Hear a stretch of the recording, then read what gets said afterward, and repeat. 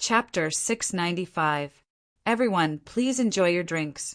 I have something to do and have to leave for a while. Princess Tai-ping picked up a white silk handkerchief and elegantly wiped the corner of her mouth. She smiled and nodded to a few guests who were in high spirits. Everyone was drinking, and only Monk Hui Fan was boiling tea. He had just added a spoonful of salt into the pot when he heard Princess Tai-ping's words. He could not help but laugh and said, "Your Highness, could it be that you can't match Gao Silly's drinking order and want to escape?" Everyone burst into laughter. Princess Tai-ping didn't express her opinion. She just smiled at the crowd and walked away gracefully. In the small study room, Yang Fan was casually flipping through a volume of poetry. Suddenly he heard footsteps. He looked up and saw Princess Tai-ping standing in front of him. She was charming and fresh, like a blooming flower. "Erlang, why are you here today?" "Of course I have something to do." Before Yang Fan finished speaking, Princess Tai-ping had already walked over. She turned around and her plump buttocks sat on Yang Fan's thighs. Yang Fan took the opportunity to hold her waist. His other hand patted her round thighs twice and said with a smile, "It's a little heavy." Princess Tai-ping giggled. "I can't help it. Now I am pretending to be pregnant. I can't go out easily. I can't even practice kicking. So I am indeed fatter than last year." Her eyes wavered as she looked at Yang Fan and asked, "Am I ugly because I'm fat?" Yang Fan's hands moved up and down, quickly touching the two hemispheres. He looked like he was considering and studying them. Finally he nodded seriously and said, "Not bad, they're all in the places that should be fat. This slender waist and long legs don't have much fat." Princess Tai-ping giggled and slapped his mischievous big hand away. She wrapped her arms around his neck and said softly, "All right, my busy man, you don't come to me for no reason. Tell me, what do you want to discuss with me?" Yang Fan said seriously, "This matter is a little troublesome. After thinking about it, I think it's best for my Lingyue to handle it." Princess Tai-ping heard him call her name. She felt sweet in her heart, but she coquettishly rolled her eyes at him and said, "Stop flattering me. Get to the point." "All right." Yang Fan readily accepted her advice. First, he slapped her plump buttocks, reminiscing the extremely bouncy touch, and then he began to talk about his matters. After Princess Tai-ping heard this, the smile on her face disappeared. She frowned and said unhappily, "Why do you care about his life and death? Why take such a risk for this person?" Yang Fan said, "There's no reason. It's just a friendship." Princess Tai-ping stared at him for half a day, sighed softly, and said, You shouldn't be so emotional." Yang Fan said, "It's not that I don't have a way to get rid of him directly. I just hope that he can recognize the truth on his own and give up. Otherwise, if I help him, he will think that I'm trying to harm him. Otherwise, I wouldn't have asked you for help." Seeing that he had made up his mind, Princess Tai-ping could not help but smile bitterly. Pondering for a moment, she slowly shook her head and said, "This man is simply a scourge. You save him. If he causes trouble again, and the matter is exposed, it will affect our plan." Yang Fan said, "As for the future, you don't need to worry. The place I plan to send him to is high and far away. Even if he pokes the sky, the Emperor won't know. What's more, I have my ways to prevent him from causing trouble. No matter how fearless he is, he will have to be obedient when he meets the person I sent to look after him." Yang Fan said, "However, if I directly take him away, he won't give up and will blame me for being meddlesome. I have to let him understand that he is really in big trouble. Then he will wake up. That's why I want to ask you to accompany me in this play. Moreover, this matter is not only troublesome. By doing this, you can also win some favor from the Emperor." Princess Tai-ping bit her plump and sexy lips. After thinking for a long time, she gently nodded her head and said bitterly, "My enemy, I can't refuse you. Forget it. Let's do it according to your plan." The barrier door opened, and young Master Jiang appeared at the door. He was still spotless, still as white as snow, still high above, as cold as the snowy mountains of Kunlun, as arrogant as a god standing at the top of Kunlun, indifferent to all living beings struggling like ants. Pack up and return to Fanyang. Young Master Jiang only lightly left such a sentence and closed the door with a crash. His emotions had not completely stabilized. He didn't want his subordinates to see that he was also weak. As the barrier door was closed again, Yuan Tingyun's expression became interesting. Young Master has finally thought it through. He immediately turned around and hurriedly arranged in a voice that didn't disturb young Master Jiang. There were 3 people monitoring Grand Secretary Xiangjun. The leader was surnamed Feng, Master Feng. Master Feng's father used to be a man of the underworld. Later, when the world was gradually settled, he could no longer stay in the underworld.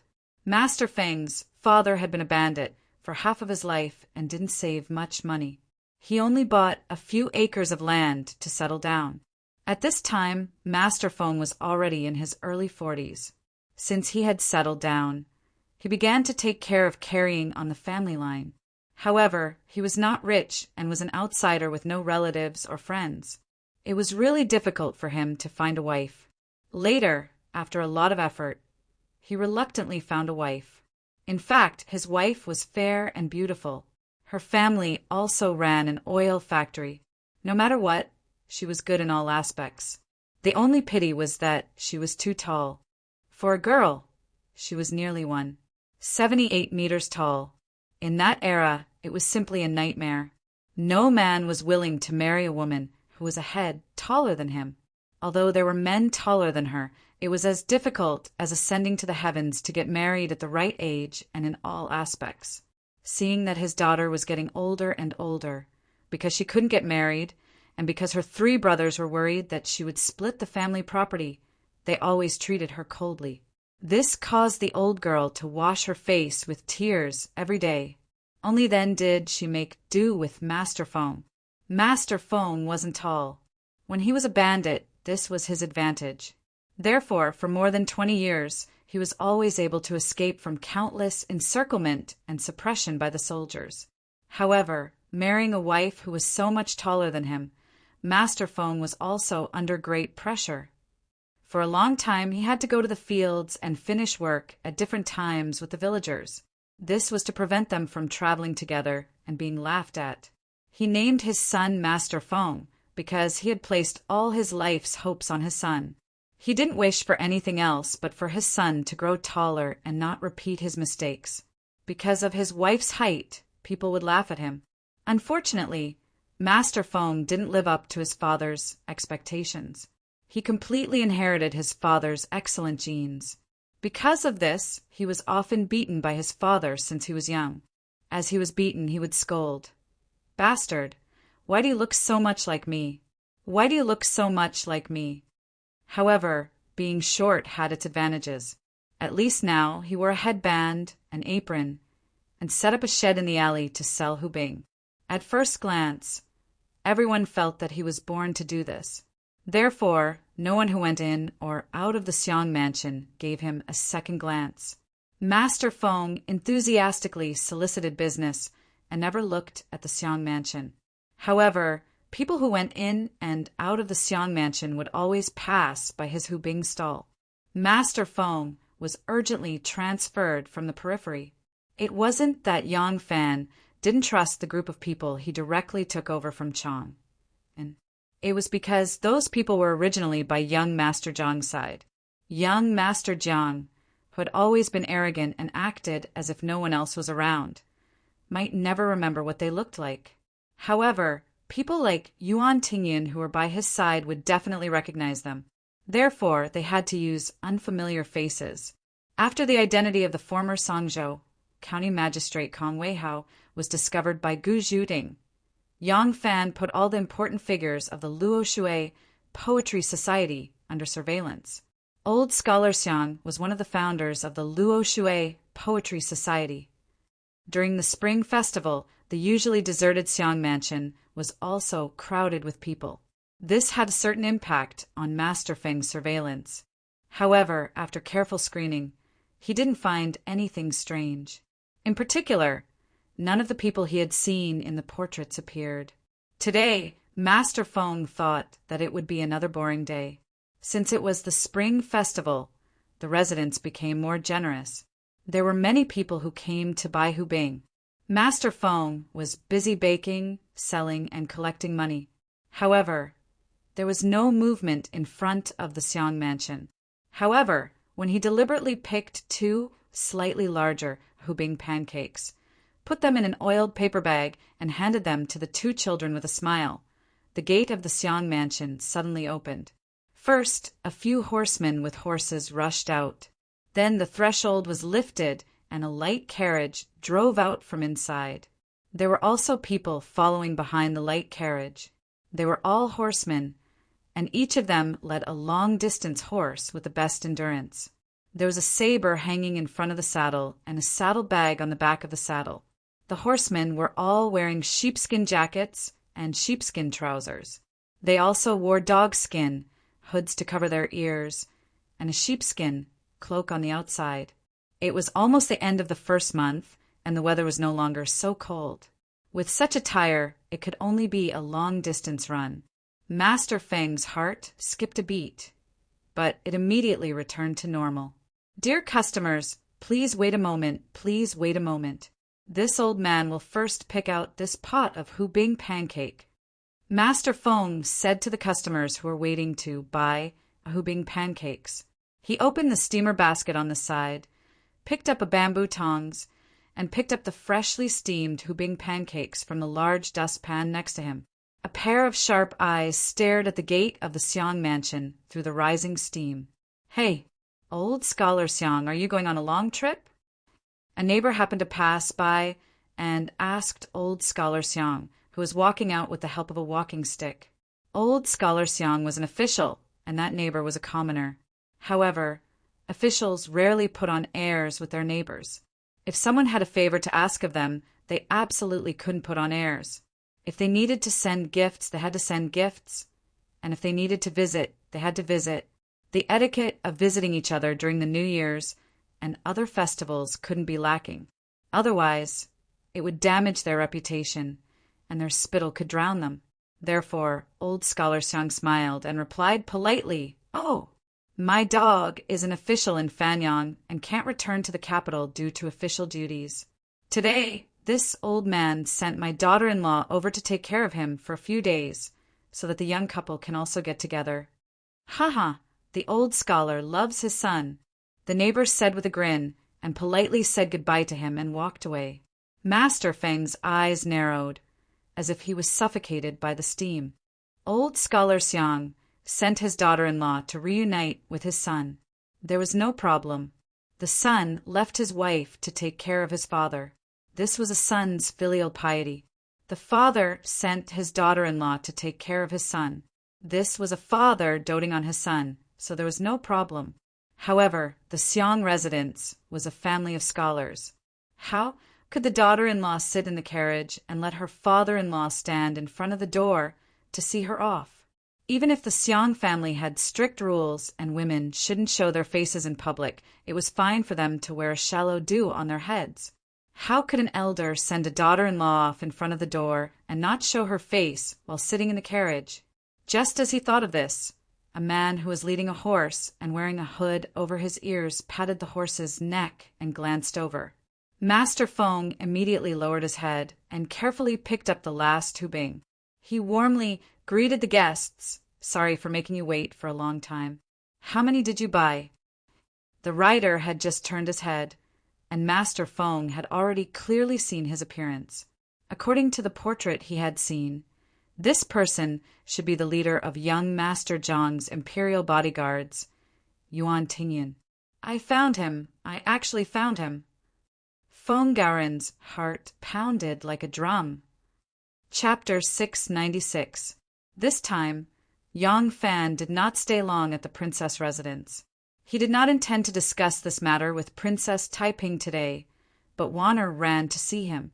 Because Wanner did not go to the princess residence and needed to return to the palace as soon as possible, She could not stay at the Yang residence for too long. Yang Fan simply sent Wanner out and accompanied her for a while. In this way, he could go to the princess residence on the way. There were many guests in Princess Taiping's hall. Some of these people were people she was trying to win over, and some were people she was trying to establish close ties with the rising power of the Zhang family in the imperial court. She was deliberately making friends with them, so she could not neglect them. Therefore, after the two of them finished talking about business, they only had a moment of intimacy before Princess Taiping called her trusted steward to send Yang Fan away. Yang Fan left the princess residence and walked straight out of Shangshan Square. He had just turned into Ding Ding Long Street and was about to turn his horse back to the residence when suddenly a person ran out from Jishan Square opposite. His hair was disheveled and his face was covered with blood. Yang Fan pulled the reins and looked at the person who was holding his head and running towards Tianjin Bridge. He could not help but show a puzzled expression on his face. The bodyguard Ren Wei rode his horse to the front and called out softly, "Sovereign!" Yang Fan said doubtfully, "Looking at that person's appearance, he seems to be the imperial censor Wei Suizhong. Why is he in such a sorry state?" Yang Fan was about to leave when he thought about it and ordered, "Send someone to follow him. If that person is indeed Wei Suizhong, find out what happened to him." Ren Wei complied and called a bodyguard over and whispered a few words to him. That person then rode his horse and chased after Wei Suizhong. Yang Fan took a deep look at Jishan Square opposite and then turned his horse to leave. The person with disheveled hair and a bleeding head was indeed Wei Suizhong. Wei Suizhong was going to Lai Junchen's house to drink today. He went to drink this time, but it was not because Lai Junchen gave him an invitation. Almost all of Lai Junchen's former henchmen had been killed, leaving only Wei Suizhong. As a result, the relationship between him and Lai Junchen grew closer day by day. Usually, he would come to the residence at any time, and whenever Lai Junchen saw him, he would order the servants to prepare some food and drink a few cups with him. Wei Suizhong was a henchman of Lai Junchen, so he had very few friends. He had nowhere to go during the festival, so he became a frequent visitor to the residence. However, when he came to the residence today, he was blocked by the Lai Junchen's family. Because someone came to the mansion today. It was Madame's maiden family. Although the Wang family of Taiyuan looked down on Lai Junchen from the bottom of their hearts, Lai Junchen's official fortune had always been good. He used to be the deputy minister of the imperial censor and had great power. All the civil and military officials in the imperial court, including the relatives of the emperor, were under his supervision. Although the Wang family of Taiyuan, a millennium-old aristocratic family, felt a little ashamed of this son-in-law's background, under his protection, all the officials involved in the Wang family could be protected in many political disputes in the court. In this way, it seemed that it was not a loss to lose a daughter. Lai Junchen, who had been silent in Tongzhou for several years, had made a comeback and held the posts of capital governor and assistant minister of agriculture at the same time. The position of capital governor was not a position that just anyone could hold. From this, it could be seen how much trust the emperor had in him. Moreover, it could be predicted that it would not be long before he would be promoted or receive an even more important position. When the time came, the Wang clan would definitely need his help. In the past few years, when Lai Junchen was in dire straits, the Wang clan paid him no heed, and the relationship between the two parties had become extremely indifferent. Thus, taking advantage of the new year, the Wang clan specially sent some juniors over to pay New Year's greetings, hoping to mend their relationship with Lai Junchen. Lai Junchen's recent affairs had been smooth sailing. Other than Li Zhaoda and Yang Fan, those two unlucky eyesores that he hadn't killed yet, there was almost nothing else that he didn't like. Last time, when he went to Dragon Gate to hold the barbecued tail banquet, he had returned shamefully. However, on the way back, he noticed that the dancers from the western regions that Huziruo had brought had blonde hair, blue eyes, and enchanting figures. When they walked, they swayed their little buttocks. Each and every one of them was a little seductress. Thus, he hinted at them to Huzuro. Huzuro seemed to be extremely reluctant to part with them, but he didn't dare to offend him. After dilly-dallying for a few days, he still sent the 12 dancers to his manor. He even sent the slave purchase contract for the 12 dancers. The son of the disciplinary official Fan Jian stood at the entrance of the Ministry of Justice, crying out for his father's innocence. He accused Lai Junqin of treating human life like grass. In order to get them to accept the lawsuit, he didn't hesitate to commit suicide. In the end, the rescue was unsuccessful and he died. On that day, the assistant minister of the Ministry of Justice, Lu Rushuan, wept at the sight of this, which greatly disgusted Lai Junqin. These past few days, he had been pondering how to punish Lu Rushuan. Lu Rushuan had somehow heard the news and was so frightened that she immediately wrote to the emperor, complaining of her old age and requesting to retire. The emperor had already agreed. Lai Junqin was naturally happy that another nuisance had been removed. The Wang family of Taiyuan had sent a few juniors over to pay their New Year's greetings in an attempt to ease relations. He was well aware of the fickleness of human relationships. However, the Wang family needed his power for their own use, and he similarly needed the status of the Wang family to add gold to his name. Thus, he didn't care too much. Today, he had even specially set up a banquet to entertain the people from the Wang family. Today's banquet could also be considered a family banquet. Since it was a family banquet, outsiders who weren't invited naturally couldn't attend. When Wang Shi betrothed Lai Junqin, although the Wang family was unwilling, marrying off their daughter was too careless and would lose face for the Wang family. Thus, the dowry didn't shrink. Other than the dowry, they also brought many subordinates and servants. Lai Junqin was born a ruffian and didn't have enough resources. Where could he find servants from such a large family who understood the rules and who had a high status? Thus, the servants in the manor were all part of the Wang family's dowry. Today, the Wang family had come to the manor for a banquet. Wei Suizhong wasn't invited by the patriarch, so the servants from the Wang family naturally wouldn't allow him to enter. When Wei Suizhong came, he had drunk some wine and was already a bit tipsy. When he was blocked by the servants of the Lai family, he felt a bit embarrassed. He didn't think of himself as Lai Junqin's lackey, but rather as Lai Junqin's friend. The servants of the Lai family clearly didn't put him in their eyes. Wei Suizhong took advantage of the wine and cursed at the servants. Then he barged into the manor and humiliated the guests from the Wang family. As someone who came from a ruffian background, when he started cursing people, there was no way he would say anything nice. He put the Wang family in a difficult position, and their expressions were extremely ugly. Poor Madame Wang. She was clearly the daughter of a rich and powerful family, but her husband, Duan Jian, was forced by Lai Junqin's despotic power to divorce her and hand her over to Lai Junqin. While she served this ruffian husband, she also had to endure the humiliation and humiliation. From time to time, she would ask Lai Junqin to do something for the Wang family. In the end, after Lai Junqin was demoted to Tongzhou, there was no news of the Wang family. Now that Lai Junqin had made a comeback, the Wang family came to curry favor with him. Although Lai Junqin didn't say it, she could clearly see the disdain in his eyes. It made her unable to raise her head in front of her husband. And those nephews and juniors of the Wang family were all arrogant young masters. The Wang family couldn't protect their daughter and was forced by Lai Junqin to be his wife. Through this daughter, they obtained many benefits from Lai Junqin, but they still looked down on this daughter, as if she had lost a lot of face for the Wang family. Under the hypocritical and cold politeness of those nephews, Madame Wang could feel the disdain and contempt in their hearts. Sandwiched between her husband and her maiden family, Madame Wang forced herself to smile. She didn't know how bitter she felt in her heart.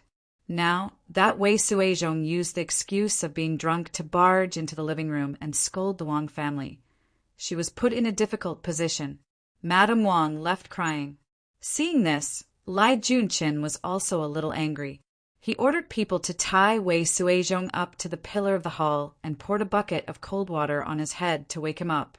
Madame Wang's many years of humiliation and resentment towards her family and husband had accumulated until today. Finally, she was provoked by Wei Suizhong to explode. Wei Suizhong tore away the last layer of her dignity in front of her maiden family. Her maiden family didn't understand and spoke coldly to her, which made her feel even more hopeless. Madame Wang returned to her bedroom, crying, and closed the door. After a long time, there was still no response from the servants. They forced open the door and saw that Madame Wang had hanged herself. After trying to save her for a long time, Madame Wang couldn't be saved. This poor woman finally didn't have to be the family's trading item anymore. She also didn't have to be Lai Junchen's plaything anymore. Although Lai Junchen didn't take this kidnapped wife seriously, because of Wei Suizhong's rudeness, his wife hanged herself. He was still quite angry, so he found a whip and ruthlessly whipped Wei Suizhong before telling him to scram. In Lai Junchen's mind, this woman died. Although it was a pity for her good family background, he was really tired of seeing this woman's resentful and unsmiling face all day long. Since she was dead, he would go back and see which family's wife was pretty, cute, charming, and dignified.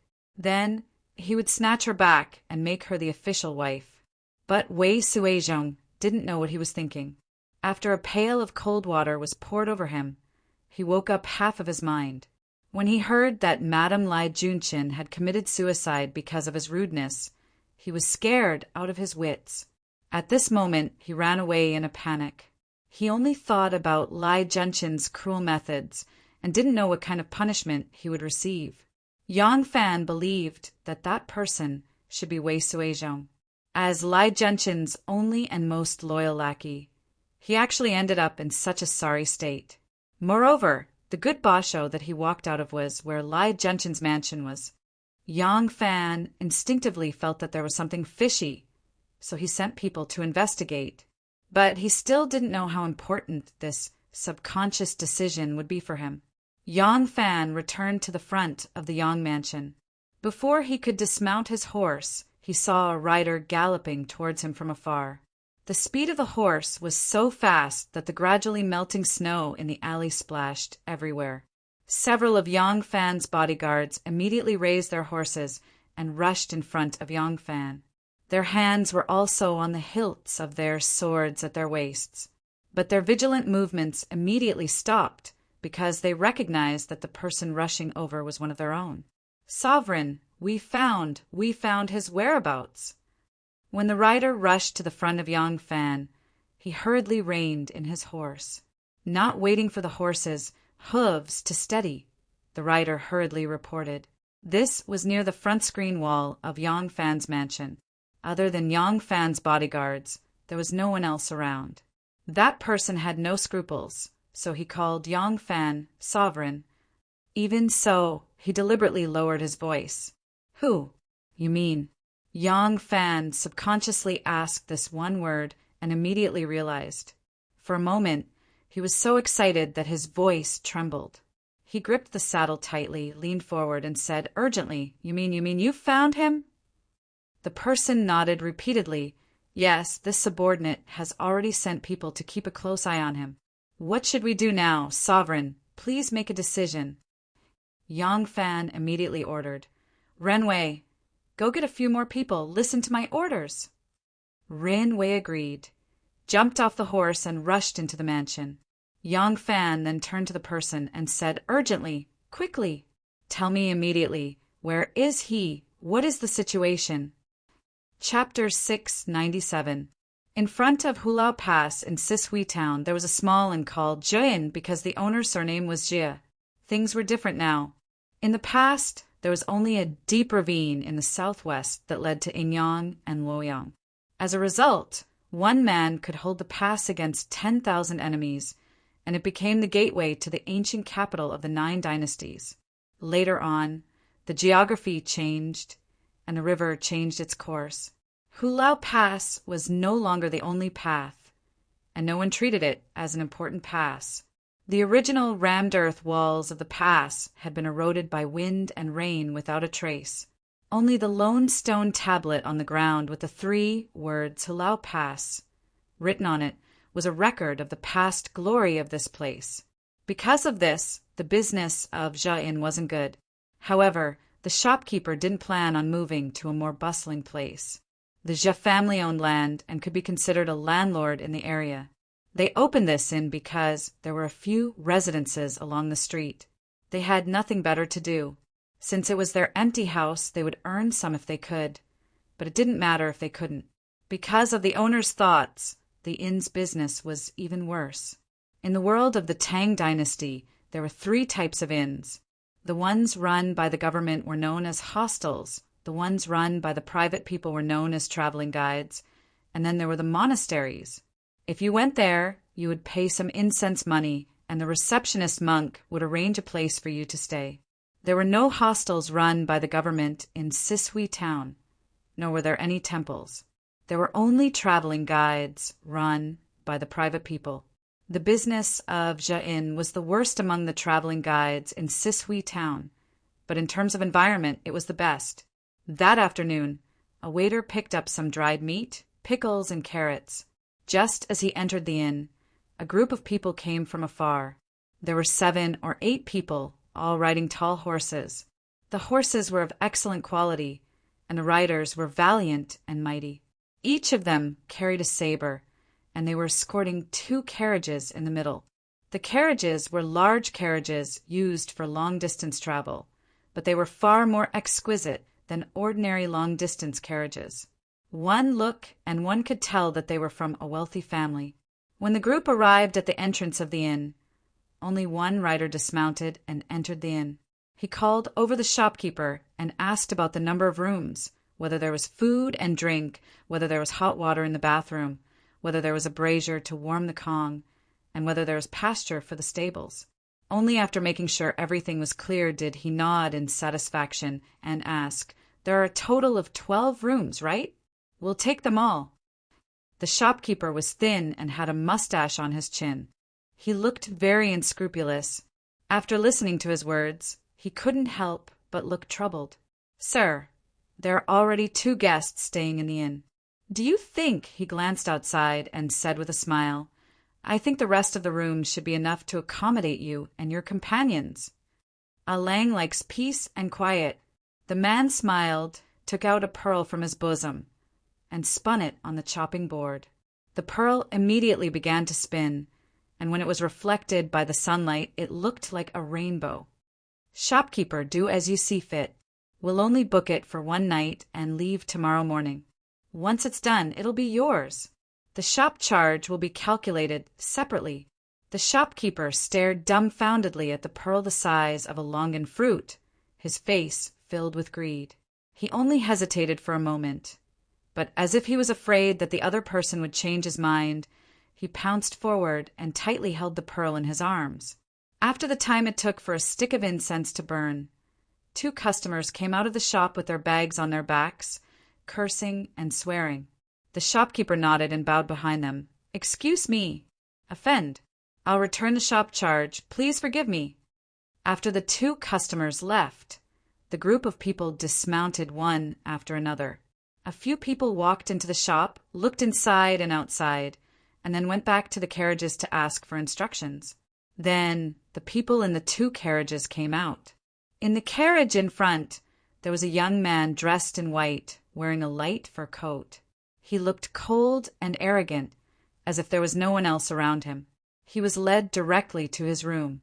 Immediately, someone ordered the innkeeper to prepare hot water. The shopkeeper was about to ask someone to move the bathtub, but he didn't expect that the guards would move one of the carriages themselves. The shopkeeper was stunned. When the waiter brought the boiling water in, he saw that the bed, pillows, covers, and everything else had been replaced by the waiter's own. Even the tables and chairs were covered with a snow-white ribbon. The waiter was speechless, but he didn't stare for long because he was immediately chased out. A fat woman came down from the second carriage, holding a baby in her arms. The woman was obviously a wet nurse, but the mistress was not seen. Looking at the situation, The child should be the son of this young man who loved cleanliness, who knew that the child was not arranged to live in the room next to the young man, but in the room on the right of the second row, furthest from the young man's residence. It was said that the child was afraid that if the child cried at night, it would disturb the master's rest. Then a group of tall and strong guards came into the shop, ordering the shopkeeper and the waiters to take care of the horses, walk them, water them, stables them, and feed them. When it was time to eat, the chef in the inn was chased away again. One of the guards went to the kitchen and brushed the pot until it seemed to be thinned. The innkeeper felt his heart ache when he saw this. Then he made 2 dishes, some rice and noodles, and used his own cutlery to serve them to the room of the important master. Then he asked the chef in the inn to cook for the guards who accompanied him. Although these people looked rather arrogant, they were not bossy or unkempt. They all spoke very politely and did not indulge in drinking. The innkeeper had already obtained a bright pearl, and seeing that the customers were very well behaved, he naturally beamed with joy. The unhappiness caused by their previous excessive attention also vanished like smoke in thin air. The weather had not warmed up yet, and the town was cold and solemn at night. This shop was located in a remote area, and it was completely booked. There was no such thing as staying up all night, hiring prostitutes to drink, gambling, and eating. Therefore, it was especially quiet. Everyone had a good night's sleep until the rooster crowed and the sun rose from the east. A few guards got up first, dressed neatly, went to the backyard to look at the horses, and ordered the waiter to set up the carriage.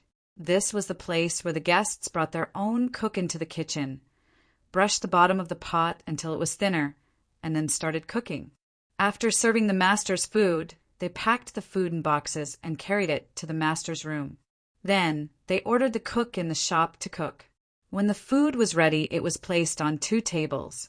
The guards who had not shown up before also came out. Everyone sat down and looked around. One of the guards, who looked like the leader, suddenly asked, "Where's Auntie Gao?" The others then realized that the woman with the fat child was not here. Immediately a young man jumped up and said, "I'll go call her." The man passed through the main room and hurriedly turned to the second room. He walked to the rightmost room and gently knocked on the door. "Auntie Gao?" There was not the slightest sound in the room. The man knocked twice more and called out again, but there was still no sound. His face changed a little. He reached out and pushed the door. It was not bolted from the inside, so it opened with a creak. The room was silent, and there was no one in sight. The man rushed to the bed and reached out to open the curtains. Seeing that the bed was neatly made and there was no one there, he could not help but scream, "Auntie Gao is gone! The child is gone!" In young Master Zhang's room, Yuan Tingyun was sweating profusely as he stood there. There was food in front of young Master Zhang, but he could not eat any more. He tried to maintain his composure in the face of danger, but his face looked as if he had been exposed to the cold wind for 3 days and 3 nights, and it was frighteningly green. Gone? Even the adults and the child disappeared just like that? Yes, they're all gone. Young Master Zhang sat there woodenly and slowly said, "You didn't arrange for anyone to be on duty at night." "Of course," Yuan Tingyun hurriedly explained. "We have a total of 9 people, including the coachman. We are divided into 3 shifts of 3 people, and every night we have to be on guard." Young Master Zhang slowly raised his eyes, glanced at him, and asked, "How did you arrange it?" Yuan Tingyun said hesitantly, "Young Master, at the window and the door, I arranged for someone to be on the roof, and someone to look down from above, to monitor anyone who comes near." Young Master Zhang sighed softly and said, "The person on the roof naturally was arranged to be on my roof." Yuan Tingyun stammered, "Yes, yes." Young Master Zhang frowned slightly and asked doubtfully, "Where would Auntie Gao go with the child? Do you think she left on her own, or was she kidnapped?" Yuan Tingyun hesitated for a moment and answered, "It's impossible that she left on her own. Auntie Gao is just an ordinary woman, and in the middle of the night she is unfamiliar with this place. Even if she had any plans, she would not take this risk. Young Master Jiang lightly tapped his fingers and said in a low voice, "Then, if she was kidnapped by someone, who do you think it could be?" Yuan Tingyun hesitated and said, "Perhaps someone saw our extravagance and mistakenly thought that the child was young master's, so they took her as a hostage and wanted to extort money." Young Master Jiang frowned slightly and shook his head lightly and said, "I have a bad premonition. I feel that this matter seems to have something to do with Yang Fan." Yuan Tingyun said decisively, "It can't be him. He doesn't even know he has a daughter. Besides, if it was him, it wouldn't be as simple as kidnapping the child quietly." Young Master Jiang thought for a moment and nodded lightly and said, "That makes sense. It's just that it's really unbelievable that a few thieves could steal 2 living people from under your noses without making a sound." Yuan Tingyun smiled bitterly and said, "Young master, even martial artists, if they didn't know that someone was coming and were careful when they slept, they would be no different from ordinary people after a good sleep. We didn't encounter any problems on our way out of Luoyang, so it's inevitable that everyone would slack off. Moreover, although those rats and dogs can't be shown in public, they have their own unique points." Young Master Jiang lightly exhaled and said in a low voice, "Yes. If someone really kidnapped them for money, then it's easy. We just need to sit here and wait for them to name a price." "I'm afraid," Yuan Tingyun said loudly, "Young master, don't worry. It's impossible for Yang Fan to do it, not to mention that he doesn't know he has a daughter in this world. Even if he knew, he wouldn't steal his daughter back quietly and be done with it." So, before Yuan Tingyun's voice died away, a long laugh came from outside the door. "You're right. Of course I wouldn't come quietly and leave quietly. Aren't I here now?" Chapter 698. The door opened with a bang. 2 of young Master Jiang's men retreated step by step with sabers in their hands. Yang Fan walked in with his head held high, forcing them to keep retreating. Rinwei and a few other guards of the successor hall also guarded Yang Fan closely with sabers in their hands. Yuan Tingyun was shocked and cried out involuntarily, "It's really you? How could it be you?" Yang Fan stopped and smiled. "Why can't it be me?" Yuan Tingyun said in disbelief, "How did you know you have a daughter? Since you stole the child, why didn't you attack immediately?" Yang Fan sat down in front of young Master Jiang and answered leisurely, "I don't want to answer the first question. As for the second question, it's too simple. Because I just saw my daughter. What I want to do most is to hug her, not to fight and kill. Also, what if my daughter is scared to tears by all the fighting and killing? The child is mine. I am her father. Even if you don't feel sorry for her, I will." Ever since Yang Fan appeared at the door, young Master Jiang had been sitting there without moving. His expression was as still as a bronze sculpture, but his heart was already in turmoil. Although he was most afraid of seeing Yang Fan, how could it be Yang Fan who appeared here? Since he moved into the Xiang mansion, there was only one strange thing. Kong Weihao, one of the 8 elders of Luo Shui, was followed. But the relationship between him and Kong Weihao was extremely secretive. It was his personal power that no one in the successor hall knew. Logically speaking, it was unlikely that the person following Kong Weihao was Yang Fan's man. Even so, he still made the most cautious arrangements. He immediately cut off all contact between Kong Weihao and Scholar Xiang to avoid attracting people with ulterior motives. After a period of careful observation and confirming that no one was paying attention to Scholar Xiang, he was relieved. He had also made detailed arrangements for this trip out of the capital. Using his limited manpower, he imitated the method he had used when he left Chang, and then continued to set up a diversion, until he was far away from Luoyang and nothing unexpected happened. He was finally convinced that Yang Fan had not discovered his ambush in Luoyang. But now, Yang Fan had suddenly appeared and silently rescued his daughter. At this moment, young Master Jiang's heart was filled with a deep sense of defeat. He did not know how Yang Fan had done it. He only felt that when he thought he was safe, Everything had been under his opponent's control from the start. He was like a mouse that had crawled out of its burrow to look around, complacently thinking that no one knew he was hiding in the bushes. Little did he know that there was already an eagle circling in the sky, staring at his figure, its sharp claws ready to strike. This knowledge further impacted his arrogance and confidence. Yang Fan sat down opposite him and answered with a smile before looking at young Master Jiang.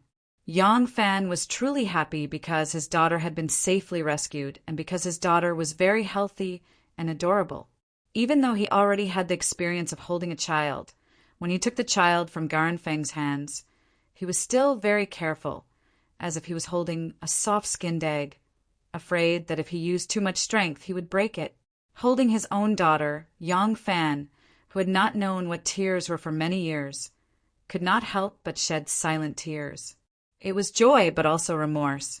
It was the feeling of finally being able to let go of a burden that had been hanging in his mind for a long time. Those who had never been a father or a mother would never understand the indescribable feeling of a father holding his lost and regained daughter tightly in his arms. It was a feeling of wanting to cry. When he received news of young Master Jiang's whereabouts, he immediately decided to go capture him. Before his men had even left the workshop, he changed his mind. He decided to wait for young Master Jiang to leave the city before capturing him. This way, he could avoid making a big fuss in the city. Otherwise, it would be very difficult to eliminate the impact of the slashing of swords and knives, and it would be difficult to ensure that it would not attract attention. This was not Chang, and it was under the feet of the emperor. There were not as many influential and well-established aristocratic families as in Chang, and Lai Junchen was not someone that Lu Qiantian could compare with.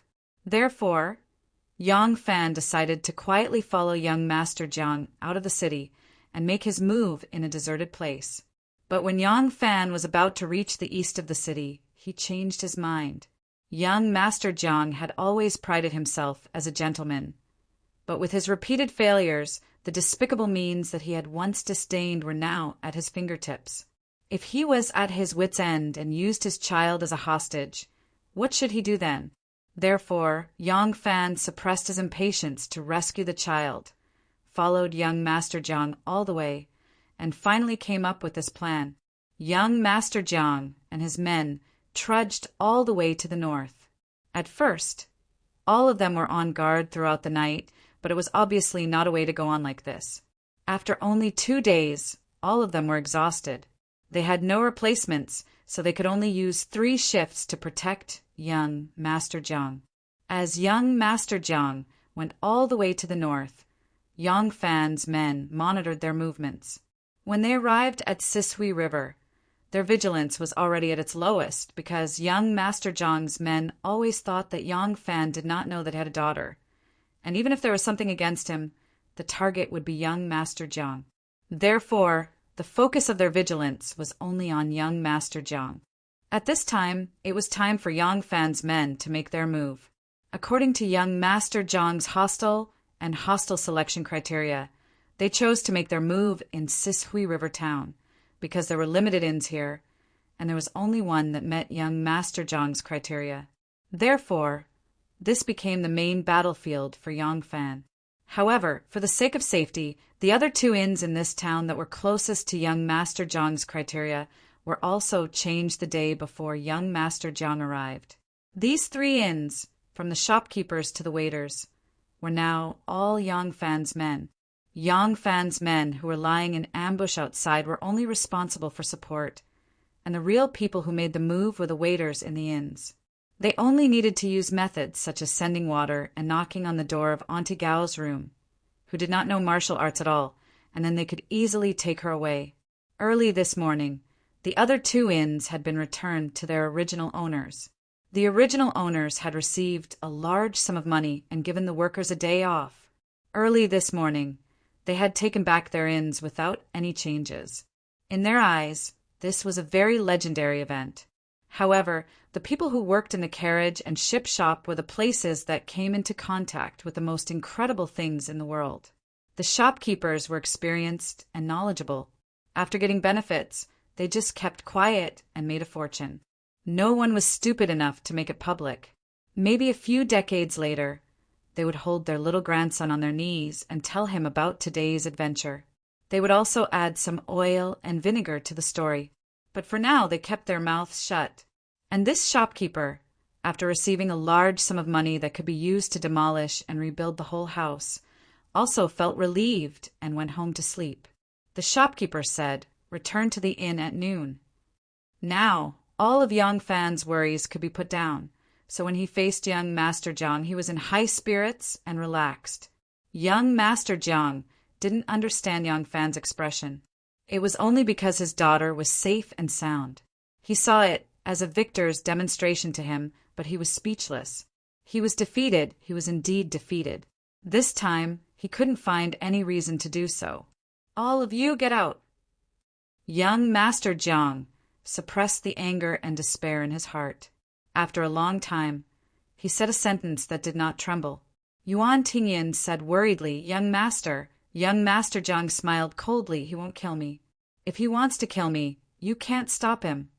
According to young Master Jiang's character, at this time, he would only impatiently say, "Get out."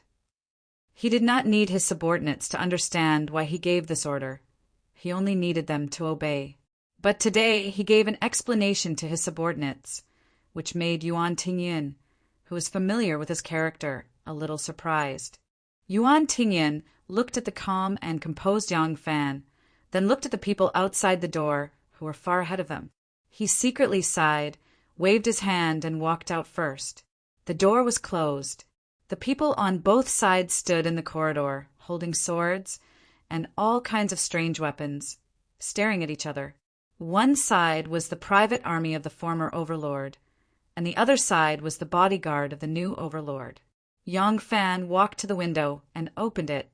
A gust of fresh air suddenly rushed into the room. Through the window, there was a courtyard between the two houses. The floor on the left was paved with green bricks, and there was a stone well in the middle. On the right was a dry cherry tree with branches that had not yet recovered. Under the eaves, there were thorn-like icicles. It was still early, and the crystal-clear icicles had not started dripping.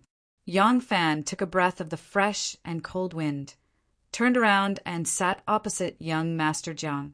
He nodded slightly and said, "Before last night, I was worried that the child would be emaciated and covered with cuts and bruises. Fortunately, I am very grateful." Young Master Jiang raised his eyebrows and suppressed his anger. "Do you think I will mistreat a young and inexperienced child?" Yang Fan faintly said, "This is just a father's worry. Besides, have you ever done less despicable things?" Young Master Jiang's face suddenly turned red as blood. He took a few deep breaths, and his face gradually calmed down. He said in a deep voice, "Don't waste your time. You can't anger me. You didn't come here today to humiliate me, did you? I admit that I have lost. What do you plan to do now?" Yang Fan pondered for a moment and said, "You know I won't kill you." Young Master Jiang sneered, "Of course. It's easy to kill me, but you don't have the guts to make the Lu family, which has not fallen for 1,000 years, see you as a mortal enemy." Yang Fan raised his eyebrows and said, "Is that so? If you and your men all die here," young Master Jiang sneered and said in a carefree manner, "There is no such thing as an impenetrable wall in this world. Can you guarantee that there will not be any traces left for my Lu family to find out? Do you think your subordinates are absolutely reliable?" Yang Fan said, "The Hall of Succession doesn't belong to your Lu family. You were the one who was deposed by the other aristocratic families. You've already failed, yet you deliberately provoked me, repeatedly made me your enemy, and even kidnapped my daughter. You're the one to blame," young Master Jiang said in a carefree manner. "So what? There is no such thing as reason in this world." Yang Fan laughed and slapped the table. "That's right. There is no such thing as reason in this world. You finally spoke the truth, Lu Binmi." Chapter 699. Yang Fan directly called out his name. his disdain evident in his words. Young Master Jiang suddenly gripped the edge of the table, the veins on the back of his palm bulging. No one had ever dared to speak to him like this. Yang Fan's repeated insults were driving him crazy. He tried hard to maintain his poise, but he was gradually losing control of himself. Yang Fan said, "Young Master Jiang is the name you used in the succession hall. I think, from the moment you are no longer the sect leader, you no longer need it. It's better to acknowledge your ancestors and return to the clan. In this way, I naturally have to call you Lu Binmi. What's wrong with that?" Yang Fan stabbed him again. Just as Lu Binmi was about to go crazy, his tone suddenly changed, and he said, "You are unreasonable. Then I will talk strength with you. Young Master Lu, I indeed have no intention of becoming enemies with the Lu family. But the prerequisite is that the Lu family must give up on pestering and scheming against me, especially you. I came today to make you give me a promise. Promise that you will never pester me again." Lu Binmi sneered and said, "What if I don't agree?" Yang Fan's tone also turned cold, and he said solemnly, "First, your loyal subordinates will all die. After that, I will not let you attack without retaliating. You lost the position of sect leader, and you pestered me endlessly, using all your means. This is your fault. I will inform the major sects." Yang Fan leaned forward slightly and said coldly, "After a fierce battle, maybe you can bring me down, but I guarantee that the Lu family will also suffer a great loss of vitality, and from then on, will become a bottom character among the 7 great families. This is not what you want to see, right?" Young Master Jiang closed his eyes, and after a moment of silence, he slowly opened them and said coldly, "You believe my promise?" Yang Fan said, "I believe. You will do anything, but you will not do anything that will disgrace the Lu family's reputation, even if you die. So, I want you to swear in the name of the Lu family's ancestors." "I believe such an oath." The people outside the door all held their breaths. Yuan Tingyun and the others were Lu Binmi's loyal followers. They were not afraid of death, but they did not want to die in vain. Although Yang Fan did not want to form an irreconcilable enmity with the Lu family, and was unwilling to kill the eldest son of the Lu family, young Master Lu, he had no doubt that if the young master refused, the first thing Yang Fan would do would be to clip the young master's wings and kill them all. Judging from Yang Fan's current strength, he was definitely capable of doing it. Everyone in the corridor held their breaths as they quietly listened to the answer from the room. In the room, Yang Fan's voice rang out first. "Young Master Lu, I've already done all that I can. Whether you turn hostility into friendship or fight to the death, it's up to you." After a long time, Lu Binmi finally spoke. "Okay, I promise you. I, Lu Binmi, swear in the name of my ancestors that all the grievances between me and Yang Fan will end here. From now on, I, Lu Binmi, and Yang Fan will no longer be enemies. Heaven and earth will bear witness to this." The people in the corridor subconsciously breathed a sigh of relief. Many people then realized that they had forgotten to breathe when they were holding their breaths to listen to the movements in the room. At this time, they had no choice but to take deep breaths to ease their nervous mood. It was over. Everything was finally over. Their tightly clenched weapons unconsciously relaxed. If Lu Binmi had refused just now, then there would have been a flash of swords and blades outside the room, and they would not stop until one side was down. It was always a happy thing to not have to risk their lives. These former colleagues glanced at each other. The hostility in their eyes had been greatly reduced. It was as if a heavy burden had been lifted from their shoulders. The door opened, and Yang Fan appeared in the doorway. Everyone's eyes were on him. Yang Fan took a deep breath and said in a deep voice, "Let's go." Whether it was young Master Jiang's people or Yang Fan's people, they all subconsciously moved to the side, making a path for him. Yang Fan walked out without looking back, and when the swords and blades were returned to their sheaths, Yang Fan's people followed closely behind him. Yuan Tingyun and his people turned their heads to look at the room. The moment Yang Fan came out, even their young master, the complete loser of this war, was ignored by them. So much so that everyone's eyes were on Yang Fan. Lu Binmi was still sitting in front of the table, and on the table was the food that had been specially made for him. The window was open, and the food was already cold. The cold leftovers were as ugly as young Master Zhang's miserable face. Yuan Tingyun was at a loss. He had never seen his young master show such an expression. For a moment, he did not know how to deal with it. After a moment of hesitation, he timidly called out, "Young master!" Lu Binmi woodenly said, "Let me have some peace." Yuan Tingyun worriedly said, "Young master!" Scram! Lu Binmi exploded. She jumped up and flipped the table. The table, along with the cups, plates, and chopsticks, flew into the air and fell to the ground. Yuan Tingyun was shocked. He hurriedly answered and pulled the door shut. Lu Binmi was full of anger, but he could not find anyone to vent it on.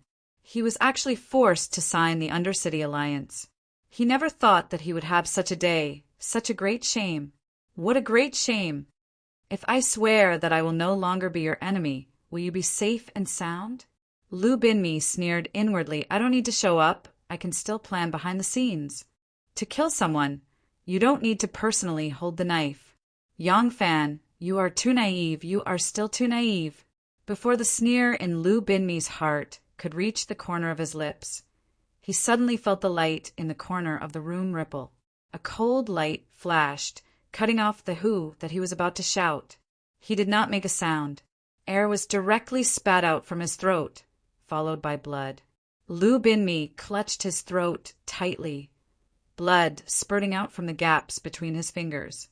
He widened his eyes in shock and despair, wanting to see the person in front of him clearly.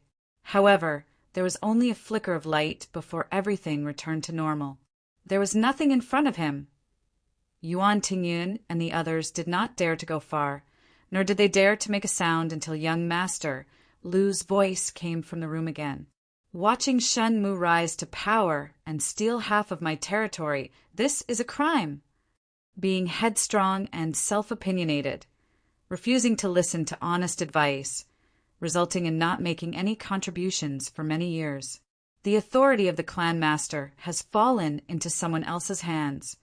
Disappointing the clan master's expectations, this is a crime. Overestimating one's capabilities, kidnapping one's children, disgracing one's family, and asking for humiliation. These are 3 crimes. I hate it. I really hate it. Listening to young Master Zhang's confession, no one dared to make a sound. A loud crash came from the room. Yuan Tingyun swallowed the words that were about to come out of his mouth. It sounded like young Master Lu had dropped something again, so he did not dare to make a sound. Thud! There was another sound. This time it sounded like a heavy object, and the sound of it was, could it be that young Master Lu also lifted the bedding to the ground? Thinking of such a feminine way of venting, Yuan Tingyun subconsciously wanted to laugh, but he held it in. If he dared to laugh now, he had no doubt that young Master Lu would kill him. There was no sound in the room. Yuan Tingyun and the others stood silently at the door until the sun was high up in the sky. Yuan Tingyun frowned and called out in a low voice, "Young master!" There was no answer from the room. Yuan Tingyun raised his voice, but there was still no answer. This happened 3 times, and Yuan Tingyun's heart surged with a strong sense of unease. He gathered his courage and gently pushed the door open. When he saw the situation in the room, he immediately felt as if he had been struck by lightning, and his whole person was stunned. Young Master Lu was lying on the ground, his snow-white clothes already dyed red with blood. A long sword lay quietly beside him. It was a ceremonial sword, an accessory that noble young masters had to bring with them when they went out. It was too thin and long, and did not have much practical value. Once it was used in a fight, it would easily break. However, it was still a sword, and it could still kill. There was a trace of blood on the edge of the sword. 2 carriages and a dozen bodyguards quietly left Hulao Pass and headed for Luoyang. In the carriage, the little fellow had already woken up. She was full of milk and playing happily. Although she had never seen Yang Fan before, the little fellow was not afraid of strangers at such a young age. Moreover, Yang Fan was patient and kind, and he used everything she was interested in to coax her to play. The little fellow laughed happily. Abandoned slave? She's actually called Abandoned Slave. Anu sat to the side with a very strange expression. She had already learned the little fellow's name from the wet nurse. She was called Ai Nu, and Yang Fan's daughter was called Abandoned Slave. Young Master Lu's intentions were clear. He kidnapped Erling's daughter, and it was indeed because of her. From now on, she's no longer called Abandoned Slave. She's called Sarong. Yang Sarong. Yang Fan corrected her. There was a kind of moist look in his eyes, as if he had thought of something. Sarong, little Sarong, you're so obedient. Anu lowered her eyes and smiled. She teased the little girl, who was happily playing with Yang Fan's jade pendant. She glanced out of the window, and her expression became slightly disappointed. Gu Shirji hasn't returned yet. Could there have been an accident? Yang Fan looked at his precious daughter, and without raising his head, he only answered, "Probably not. With her ability to hide, she could even hide from me, let alone young Master Lu and his subordinates. Especially in that kind of environment, everyone's attention was on me." Anu nodded and said faintly, "I always feel that since he signed a gentleman's agreement with Lang Jun." Yang Fan suddenly raised his head and said sternly, "He touched my family. This is something I can't tolerate. As for the gentleman's agreement, since there is no gentleman's agreement, what's the use of an agreement?" Yes. Anu couldn't help but lower her head under his burning gaze. She said in a low voice, "It's Anu's fault." Yang Fan gently held her hand and said softly, "I don't blame you. You're a little sad. I understand. This time, if it wasn't for you and Miss Gu, I might not have been able to save my daughter. I said this because I don't want you to feel that you owe him anything. I won't let go of the idea of touching my family. You are also my family." Anu's eyes suddenly overflowed with tears. She gently threw herself into Yang Fan's arms. Yang Sarong lay on the couch and giggled. Because it was almost noon when they left Sishui town, the sky was already dark when the carriage arrived at the town ahead. The group of people went to the town and found an inn to stay. Not long after dinner, Yang Fan was coaxing his daughter in the room. Anu quietly walked in and whispered, "Master Gu is back." Yang Fan nodded and said to Anu, "You take the child to your room first." After all, Tin Ano was raised by young Master Jiang. Although young Master Jiang had forced Anu to jump off the cliff, and Anu had resolutely stood against young Master Jiang because of him. But if she heard the process of young Master Jiang being killed with her own ears, perhaps she would still feel uncomfortable in her heart. Anu knew that he was concerned about her. She nodded gently and picked up the child. The little fellow seemed to like the smell of her body very much. When she was picked up by her, he didn't cry and just yawned comfortably. Anu took the child out. Yang Fan lit the lamp and sat quietly under the lamp. Yang Fan would never let young Master Jiang go, but he also knew that killing young Master Jiang would cause a reconcilable conflict with the Lu family. So he used a foolproof method. The person who did it was Gu Zhuting. The whole plan was only known by him and Anu Renwenwei, and the others knew nothing about it. A figure quietly flashed into Yang Fan's room. From her appearance, he couldn't see the shadow of Gu Zhuting. Yang Fan asked, "Is it all settled?" "Yes. Tell me the details." Gu Zhuting, who didn't look like Gu Zhuting, carefully narrated the process of the ambush, the assassination, the fake young Master Jiang's accent, and the fake suicide scene. Yang Fan let out a long breath and said with a smile, "Great! This calamity was finally gone from now on. You have worked hard. Go back to your room and rest early. We will go back to Luoyang tomorrow morning." "Yes." The person stood up and turned back to the door. Yang Fan looked at her slender back and suddenly smiled. "Miss Gu!" And Gu Zhuting turned around and stared at Yang Fan. Yang Fan smiled and said, The next time you see me, don't hide anything in your left hand. I won't kill you." Although her face was covered with a disguise, Gujuding's pretty face still turned red. Chapter 700.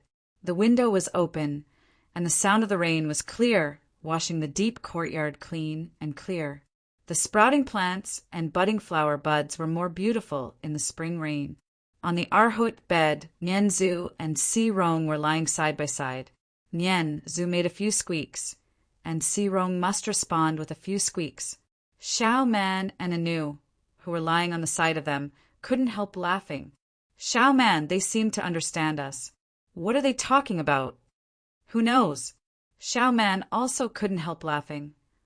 The two children stop playing when they are together. Sometimes they play separately, and sometimes they just lie there and squeak nonstop. "I don't know what they are talking about." Anu said happily, "It is said that children don't understand adults, but looking at them, they really seem to be talking about something. It's just that we can't understand them. So cute." As she spoke, she also stretched out her finger and gently tickled Si Rong's chubby little face. Xiao Man looked at her with a smile and said, "In 7 days it will be your wedding day. If everything goes well, you will also have a cute little baby in 10 months. Anu was obviously immersed in her fantasy. When talking about her marriage, she didn't feel shy at all. She just held her chin and said in a daze, "Unfortunately, they may not have twins. Look at them, how cute they are." Xiao Man giggled and said, "Then you have to work hard. They can still play together even if they are 1 or 2 years younger." Ah! Anu suddenly woke up and scratched her with a blushing face. "Xiao Man, are you making fun of me?" I didn't. Isn't it normal to get married and have children?" "It's natural, ha ha ha. Don't make fun of me." "I give up. I won't talk about it anymore, ha ha." The two of them laughed and played together. The two little guys lying on the bed also became excited when they heard their laughter. They no longer used the baby language to communicate, but giggled and danced excitedly. The window of the study was also open. The winter's mildew was swept away, and the whole room was filled with a fresh breath of spring. The spring rain was like oil watering the pear tree outside the window, as bright as snow. Yang Fan sat by the window, quietly listening to Ren Wei's report. Lai Genshin's wife had died an undignified death. To the outside world, they only said that she had died of a sudden illness. Lai Junshin had a bad temper, so the people of the Lai residence didn't dare to go out and spread rumors. Unexpectedly, they concealed this news. That day, Yang Fan sent people to keep an eye on Wei Suizhong.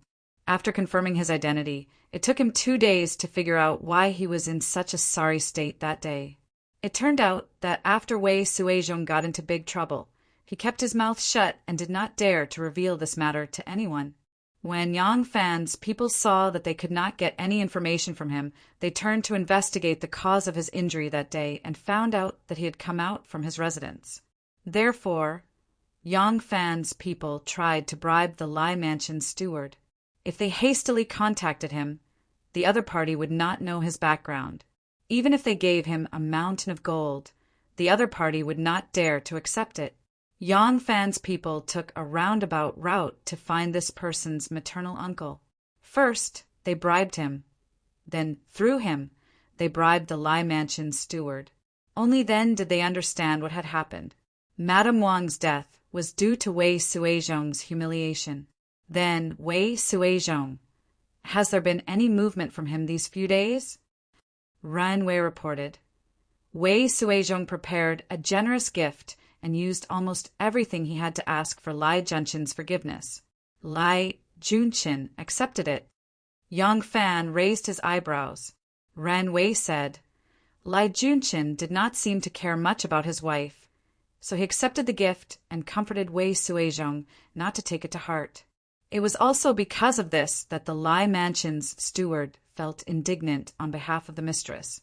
He was really angry, so we were able to get the news.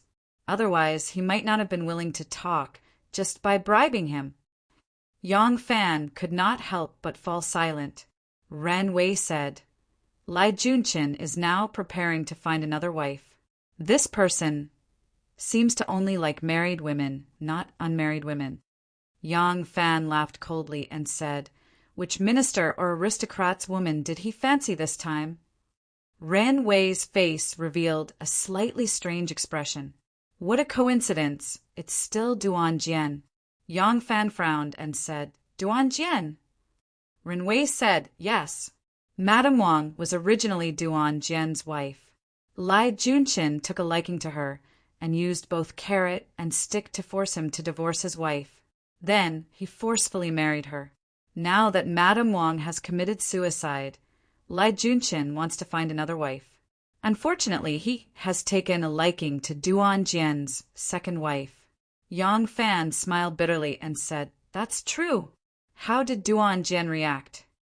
Ren Wei coughed and said, "Duan Jian is divorcing his wife." Yang Fan placed his hand on his forehead and thought for a while. He raised his head and asked, "What are Wei Suizhong's hobbies? What kind of people does he hang out with?" Ren Wei said, "Wei Suizhong is on Lai Junqin's side. He does not have many friends. Since the death of those ruthless officials from the censorate, the only place he goes to is the Lai family. Ever since Madame Wang committed suicide, he does not dare to go to the Lai family anymore. This person's hobbies are first money, second sex, and third wine. Wine, women, avarice, and temper are just SOSO." Although their men were a little slow in finding out information this time, it was obvious that they had put in enough effort to understand the relevant matters clearly. Ren Wei opened his mouth without any hesitation. "This person has a mistress in Pingkong Ju of one Winfang. Up until now, Wei Suizhong has never married a wife, so he often goes there to fool around. Although Lai Junqin has forgiven him, he still looks restless. Once he is off duty, he almost never returns home.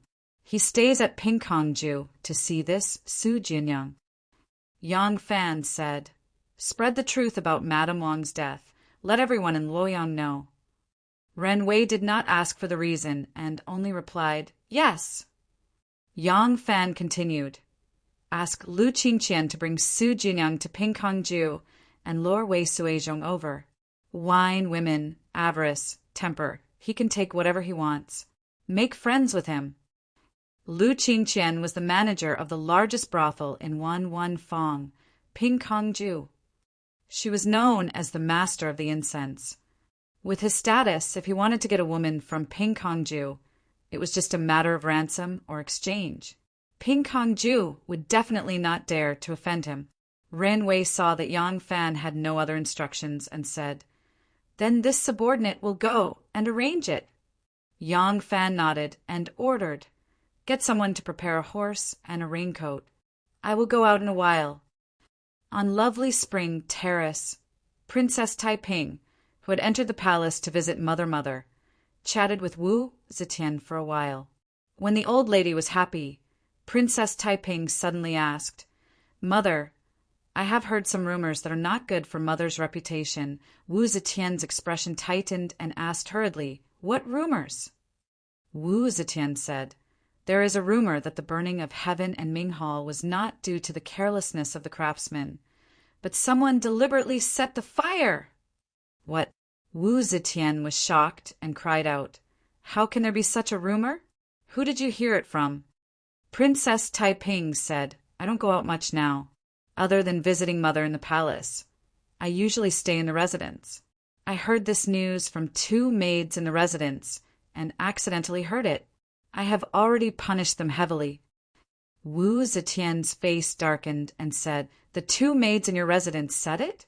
How could they?" "Your mansion's maids have already heard about it. It must have spread like wildfire in the streets." Princess Taiping said carefully, "Yes. I asked the housekeeper to inquire about it. He said that it has indeed spread in the streets, and—" Wu Zetian said, "And what?" Princess Taiping said, "Moreover, this news was spread by Master Shui himself, so the people in the streets believe it." Wu Zetian was furious.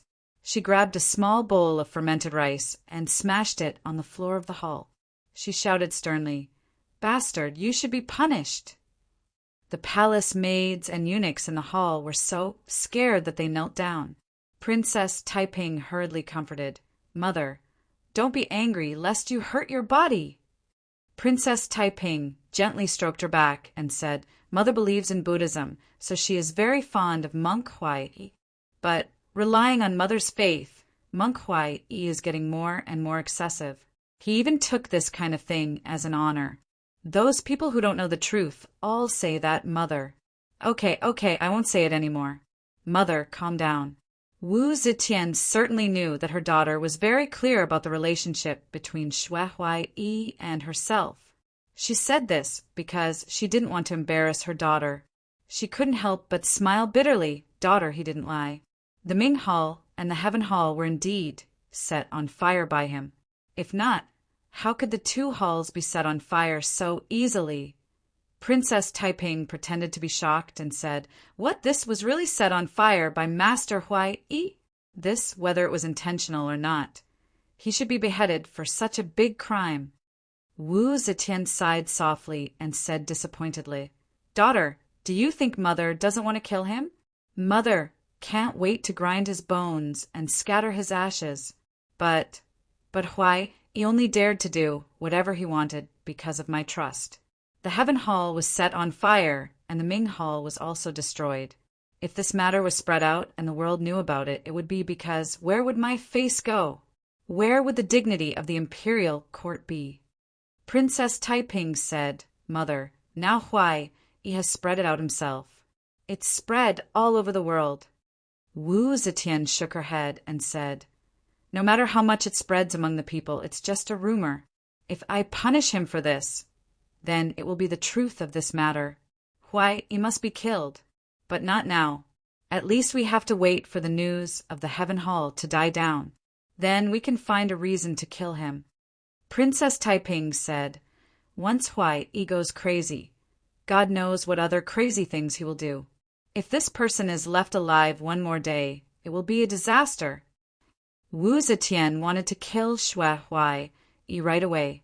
But even if this matter was known to everyone, she did not want to do it now to confirm that the rumor was true.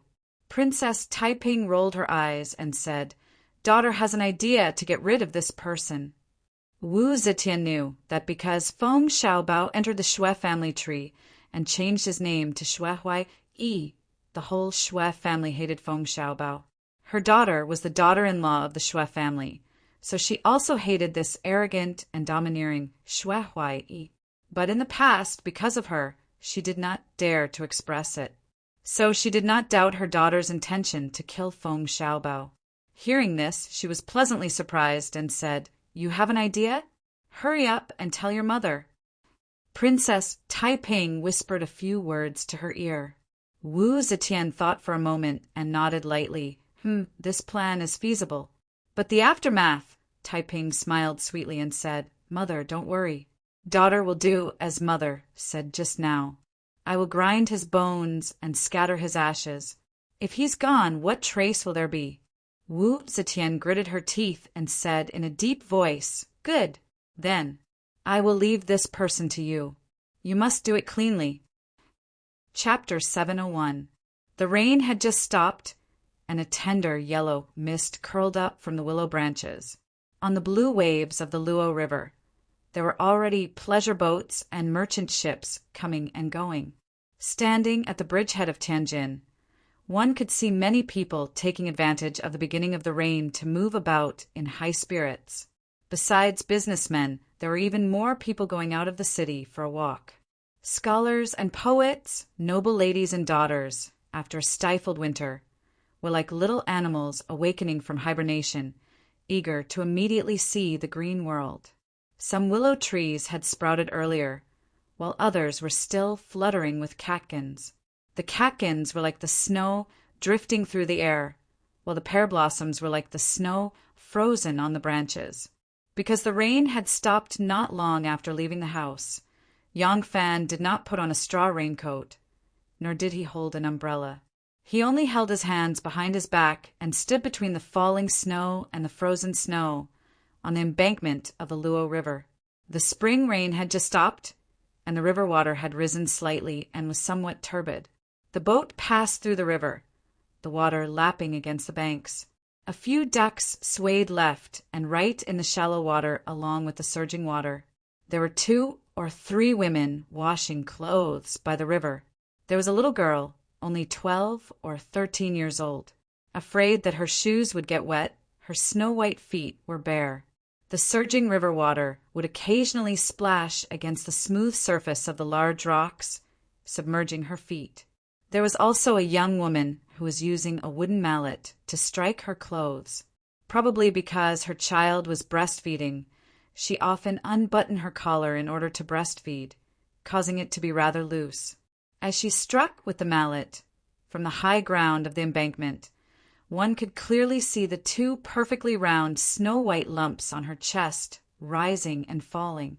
Yang Fan took a few glances and realized that there were a few idling people on the embankment, pretending to look out over the water. The angle of their gazes was clearly. Yang Fan couldn't help but laugh. Unwilling to be associated with them, he slowly turned around and stood under the tender yellow willow branches, gazing in the direction of the bridgehead. The clear spring rain had just stopped, and Yang Fan was in the midst of the bright red and emerald green, watching the poetic fairy leisurely walk over. Taiping had just come out of the palace and was wearing the palace dress for an audience with the Son of Heaven, so she had also tied a pine crane cape over her clothes. "It's done! It's done!" The 2 stood side by side under the willow embankment, turning towards the surging river and watching the 1,000 sails sail by. "When do you plan on doing it?" "Tomorrow." "All right. When the time comes, I'll help you. I'll take care of the follow-up arrangements." "Yes. Does this count as me doing you a favor?" "Cough. Do we still need to differentiate between us?" Princess Taiping looked at him. Her lips were smiling and her eyes were sparkling. "Is that so? You really don't distinguish between us?" Yang Fan touched his nose and changed his words with a smile. "All right. You've done me a favor." Princess Taiping curled her lips and turned her head to one side. Yang Fan was thick-skinned and didn't care at all. "There's one more thing. Do you want to do it with me? Or to help you?" "I guess so. However, just like this time, you will also benefit from it." "What advantage did I get this time?" "You helped the Emperor solve a big problem. The Emperor will love you even more." "Forget it. I don't care." Yang Fan sighed and said, "Then forget it. I'll ask Wan'er for help. She can do this as well." Princess Taiping immediately said, "Good. I'll do it with you. What's the matter?" Yang Fan smiled and said, "Let's work together to plot against a person." "Who?" "Lai Junchen." Lai Junchen raised his glass with a fake smile on his face. "You're too polite. I should give you a toast." Zhang Changzong smiled as he raised his cup to his lips and took a small sip. Seeing this, Lai Junchen also took a sip before putting down his cup. Zhang Changzong frowned slightly when he saw this. Unfortunately, Lai Junchen didn't see it. He had turned his head to look at the leading dancer. On the red carpet, the leading dancer was moving gracefully and slowly twisting her slender waist. She was dancing to the music. This dancer was almost 30 years old, but her dance was graceful, far from those young girls. Her face was full of smiles, bright and enchanting, like peach blossoms in the spring. Her dance was light, graceful, making one's heart race like a monkey. Lai Junchen pondered, "This dancer is enchanting. Unfortunately, she is a dancer in Yang Zaixi's residence. It's not good to force her." Today, Yang Zaixi had invited the Zhang brothers to the banquet. In addition, he also invited several ministers. In fact, the others were just there to make up the numbers. The real person invited was only Lai Junchen. On Dragon's Gate Mountain, Lai Junchen had a dispute with the Zhang brothers. Although Lai Junchen blamed everything on Yang Fan, the Zhang brothers kept hearing news that Lai Junchen harbored a grudge against them and intended to take revenge. Zhang Yiji and Zhang Changzong were now favored, so they were naturally not afraid of Lai Junchen. However, Being targeted by such a person was really troublesome. They were now trying their best to develop the Zhang faction's power and did not want to fight Lai Junqin to the death. After thinking about it, they could only reconcile. So Yang Zixi played the role of peacemaker. Unfortunately, Lai Junqin's sixth senses were developed, and his sense of smell was sensitive only when he was messing with people. He had always been a solitary official in the court and did not have much contact with other officials. Therefore, he did not understand the hidden rules of the officialdom. He only thought that Yang Zixi invited him to the banquet and did not think about the deeper reason. Zhang Changzong and Zhang Yiji had repeatedly expressed their goodwill and toasted each other. If it had been anyone else, they would have long since understood the other party's intentions. If they had accepted it, all they would have had to do was laugh, and the unhappiness between them would have been forgotten. But Lai Junqin did not understand the reason why the Zhang brothers attended the banquet. Seeing the three brothers, Zhang Tongxiu and Zhang Changqi, who had made him lose face, he was already a little uncomfortable. He was not interested in the boring social interaction between these officials, so he just stared at the enchanting dancer. In the eyes of the Zhang brothers, this action was a clear signal. Lai Junqin did not accept their reconciliation. Because the two brothers Zhang Yiji and Zhang Changzong were favored, Zhang Tongxiu disdained the so-called reconciliation. When he saw Lai Junqin's indifferent expression and did not want to accept the reconciliation, he was secretly angry. Although Zhang Changzong repeatedly gave him a look, he did not want to toast to Lai Junqin. Instead, he raised his cup to thank Yang Zixi. Yang Zixi smiled and drank cup. Zhang Tongxiu said with a smile, "I see that Minister Yang is not tall, flat face, round head, narrow eyes, high cheekbones, very much like a Gogrian. Is Minister Yang from the north?" Yang Zixi stroked his beard and said with a smile, "I am from the Wu family of Zhengzhou, not a northerner." He saw that Lai Junqin was staring fixedly at the dancer, seemingly giving the Zhang brothers the cold shoulder. As the mediator, he had to liven up the atmosphere, so he said, "Although I'm not a northerner, I do know how to dance the Gogrian dance." Zhang Tongxiu deliberately ignored Lai Junqin and said happily, "Oh, then we would like to see it." Yang Zixi took advantage of the alcohol and stood up. He untied his purple robe and tied it in front of his chest. He also asked someone to cut some paper strips and put them on his hat. He pretended to be a Gogrian and began to dance. The host took advantage of the dance, and the group of dancers retreated, making room for him. Yang Zixi really looked like a Gogrian. He shrugged his shoulders and shook his hands, dancing the Gogrian dance. He looked charmingly naive, making all the guests in the hall laugh. Lai Junqin saw that the dancers retreated and his attention returned. Seeing Yang Zixi's funny dance, he could not help but smile. Yang Zixi saw that the atmosphere had turned for the better and was happy. He danced in front of Zhang Changzong and made a gesture to invite him to dance. It was common for high officials and nobles to dance at banquets and banquets. Li Shimin often dragged his ministers to dance. Zhang Changzong didn't turn down the invitation. Instead, he stood up with a smile and joined in the Gogrian dance.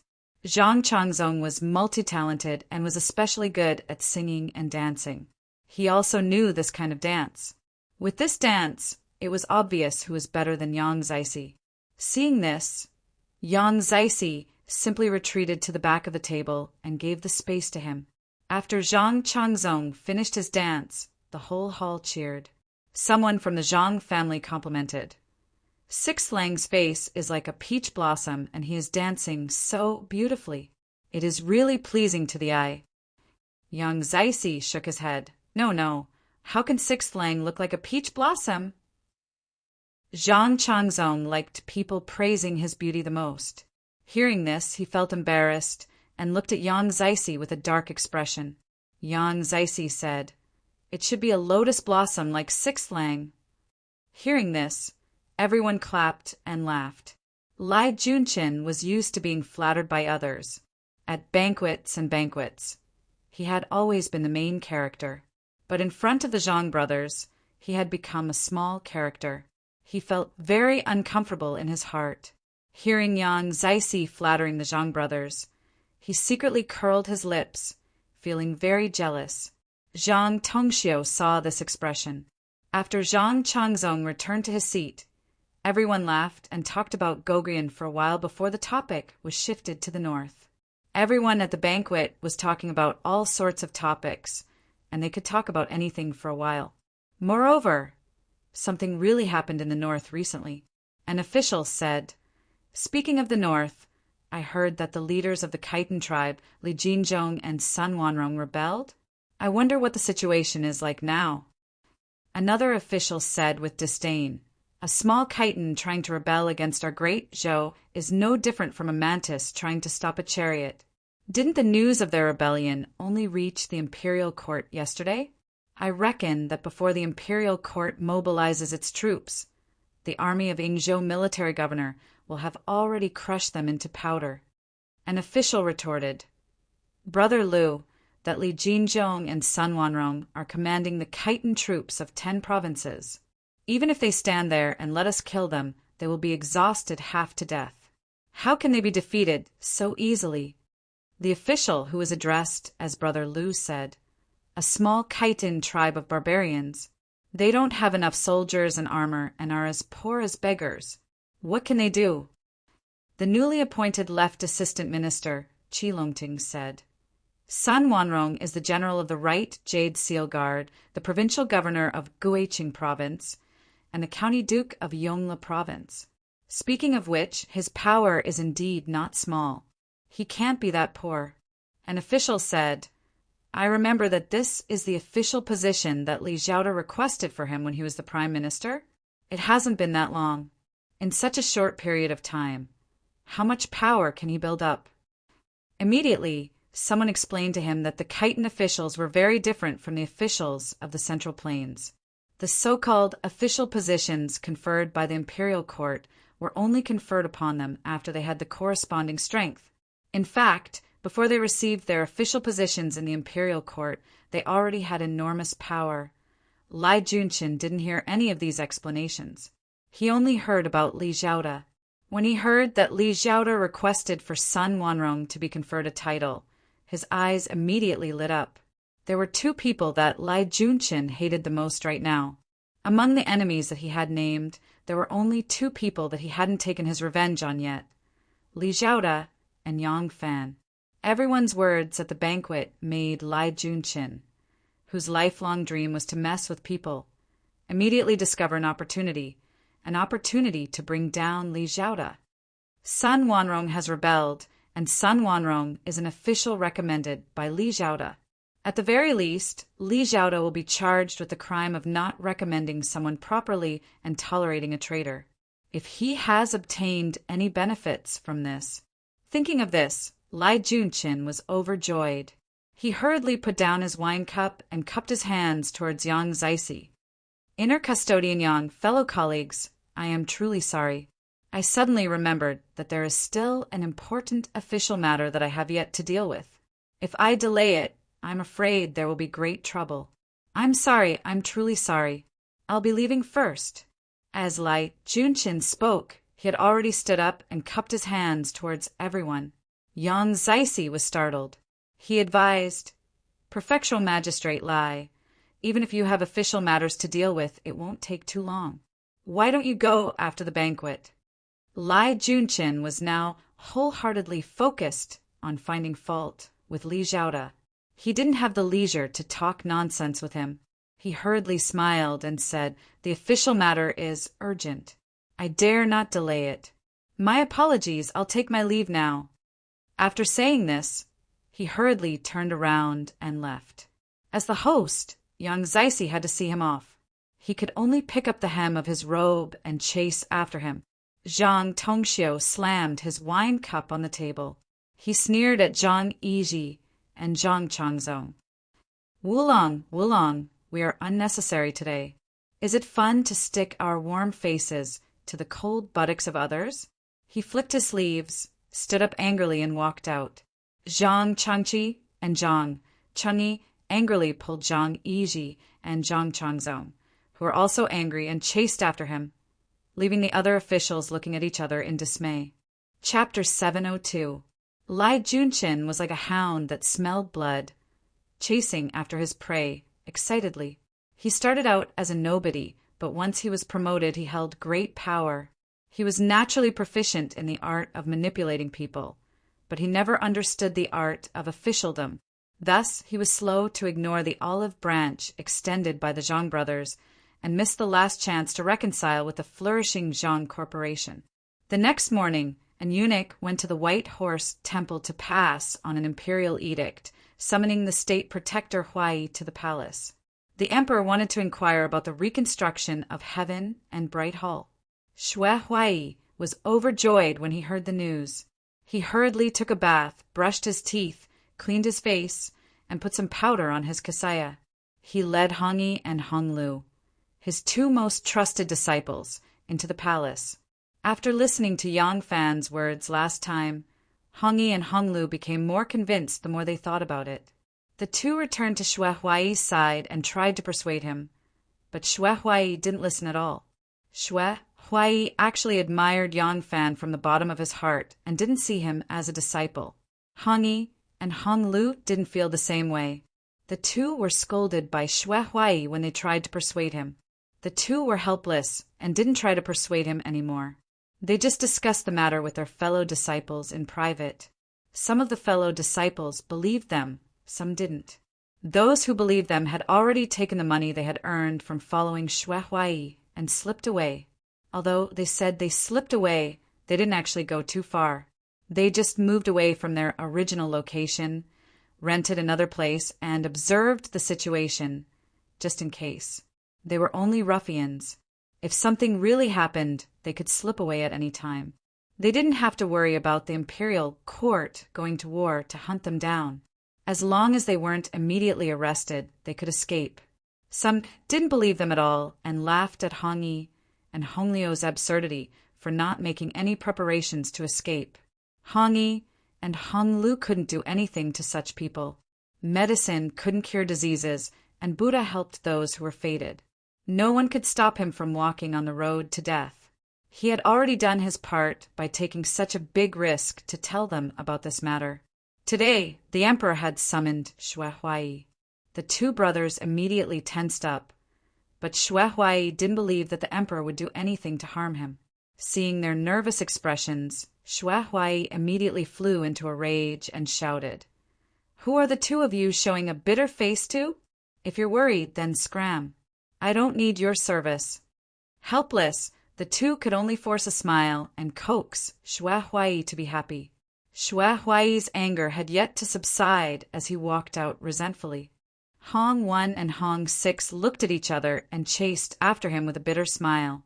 They were loyal, but since they didn't have the ability to dissuade Xue Huai, nor did they have the ability to save him from danger, they might as well give up their lives to accompany him. This seemed extremely stupid, but in their opinion they were doing their duty. Xue Huai always had a fish talisman to pass through the palace. Although he had been going to the palace less and less in the past year, the palace guards still recognized him. After checking the fish talisman, the imperial guards respectfully let them into the palace. Today there was no court session, so the palace was much quieter. Xue Huai swaggered through the front hall and entered the back garden. When he reached the back garden, there were even fewer people. Hong 1 and Hong 6 were already nervous, and now they were even more paranoid. They felt as if every bush and tree was an enemy. On the way, they occasionally encountered some palace eunuchs who bowed to give way. They were on tenterhooks, as if in the next moment those palace eunuchs would turn into palace experts. Xue Huai saw their behavior and felt it funny and angry at the same time. However, he had already entered the palace. After being given the cold shoulder by Wu Zetian for so long, he didn't dare to be as unbridled as before. It was absolutely impossible for him to teach his disciple a lesson here, so he could only pretend not to see them. When Wu Zetian wasn't attending court, she was either at the Martial Achievement Hall or at the lovely Spring Terrace. To go to these two palaces, one had to pass through the Radiance Hall. In front of the Radiance Hall, flowers were in full bloom. The early spring flowers were planted in front of the hall. They were bright purple and beautiful red, blooming beautifully. Xue Huai strode to the front of the Radiance Hall. Suddenly, a person flashed out from the flowers in front of him. Xue Huai took a closer look and recognized that it was Princess Taiping. He couldn't help but hesitate for a moment. If it was when he was favored, he could stride forward at this moment. Not only did he not have to salute this princess, but the princess would also have to take the initiative to call him Master Xue. Things were different now. Although Xue Huai tried to maintain his appearance, the arrogance in his bones had long disappeared. He hesitated for a moment and wanted to step forward to greet her. Princess Taiping, with her obviously bulging belly, smiled at him and said, "Master Xue, long time no see." Following Princess Taiping's words, 8 fat women suddenly flashed out of the flowers from all directions, surrounding them in the center. When Xue Huai saw that Princess Taiping took the initiative to greet him, he was very happy. His face was full of smiles, but when he saw this posture, his smile immediately froze on his face. "Your Highness, what do you mean?" Princess Taiping's smile turned cold. She replied in a cold voice, "Feng Xiaobao, you know what you have done. Now it has been exposed." Xue Huai was shocked. He quickly took 2 steps back and took a stance. He said angrily, "Taiping, what do you want?" I want to see the emperor." Princess Taiping sneered and said, "I have received the emperor's order to capture you. Come, capture Feng Xiaobao for me." Just now, when Princess Taiping's expression suddenly changed, Xue Huai knew that the situation was not good. If Wu Zetian did not agree, no one in the world would dare to touch him. Moreover, this was the imperial palace. Princess Taiping dared to make things difficult here. Without a doubt, it was Wu Zetian's intention. But he still asked this question. Perhaps in his heart, he still held on to the last trace of hope. But this last trace of hope was ruthlessly destroyed by Princess Taiping. The 8 female sumo wrestlers were like 8 mountains of flesh. They surrounded him in all directions, impenetrable by wind and rain. They approached step by step in unison. With each step, the earth trembled. "Master, let's go." Hongi screamed and charged at a fat woman. The fat woman grinned and grabbed Hongi's belt. She lifted him up like a broken doll and slashed his neck. Hongi's body went limp and he didn't make any more sounds. Eldest martial brother. Hong Lu let out a miserable howl and rushed towards the enemy in front of him. Although he was like a small quail standing in front of an eagle compared to his opponent, he was still not afraid. The big fat woman didn't give him any face. She stretched out her hand and pushed Hong Lu's chest with her palm.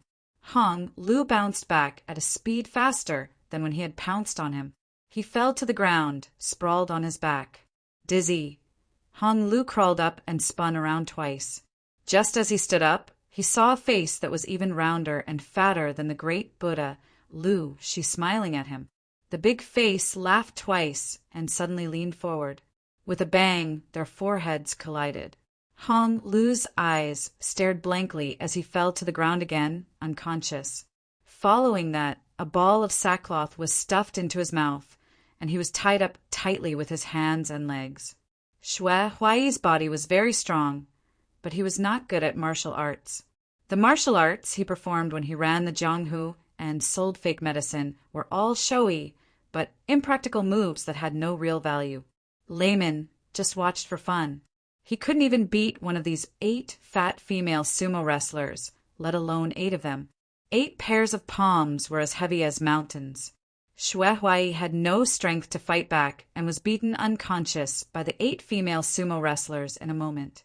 A moment later, Xue Huai and his 2 disciples disappeared, and 3 sacks appeared where they had been. At the same time, a general dressed in military uniform appeared 10 feet behind Princess Taiping. The general stood with his hand on his sword and smiled. "Good move, princess.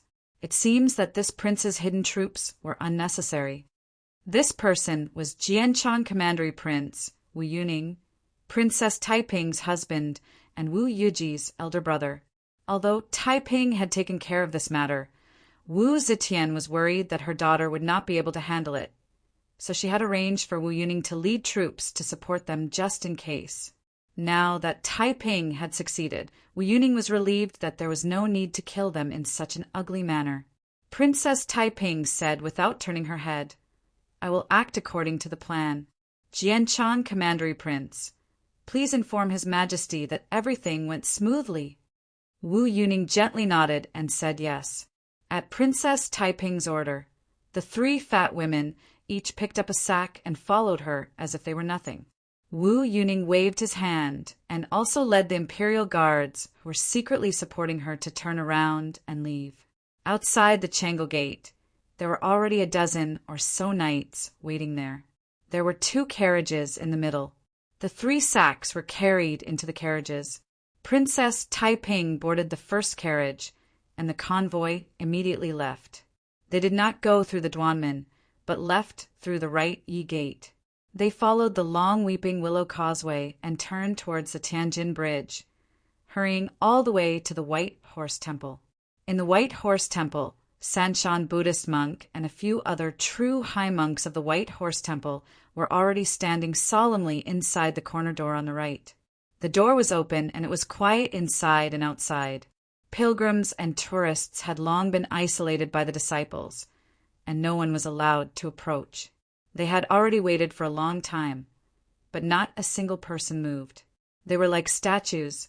The sunlight gradually moved from their heads to their shoulders. At this moment, a dozen or so fast horses and 2 carriages rushed over from afar. They did not stop for even a moment and went straight into the temple. Sanshan Buddhist monk waved his hand, and 2 monks on duty immediately rushed forward. The moment the last knight rushed into the temple, they closed the temple door. The reception monk in front led the way, leading the 2 carriages straight to the cremation room in the backyard. Sanshan Buddhist monk and a few other old monks also hurried over. In the cremation room, a few monks in charge of the cremation had already prepared everything. The charcoal fire burned brightly, and there was a thick layer of charcoal on top to keep the fire quiet. The cremation room was extremely hot and stuffy. A few strong monks were sweating through their heavy clothes, but their expressions were extremely cold. The 2 carriages stopped in front of the cremation room. Princess Taiping lifted the curtain of the carriage, but she did not get out.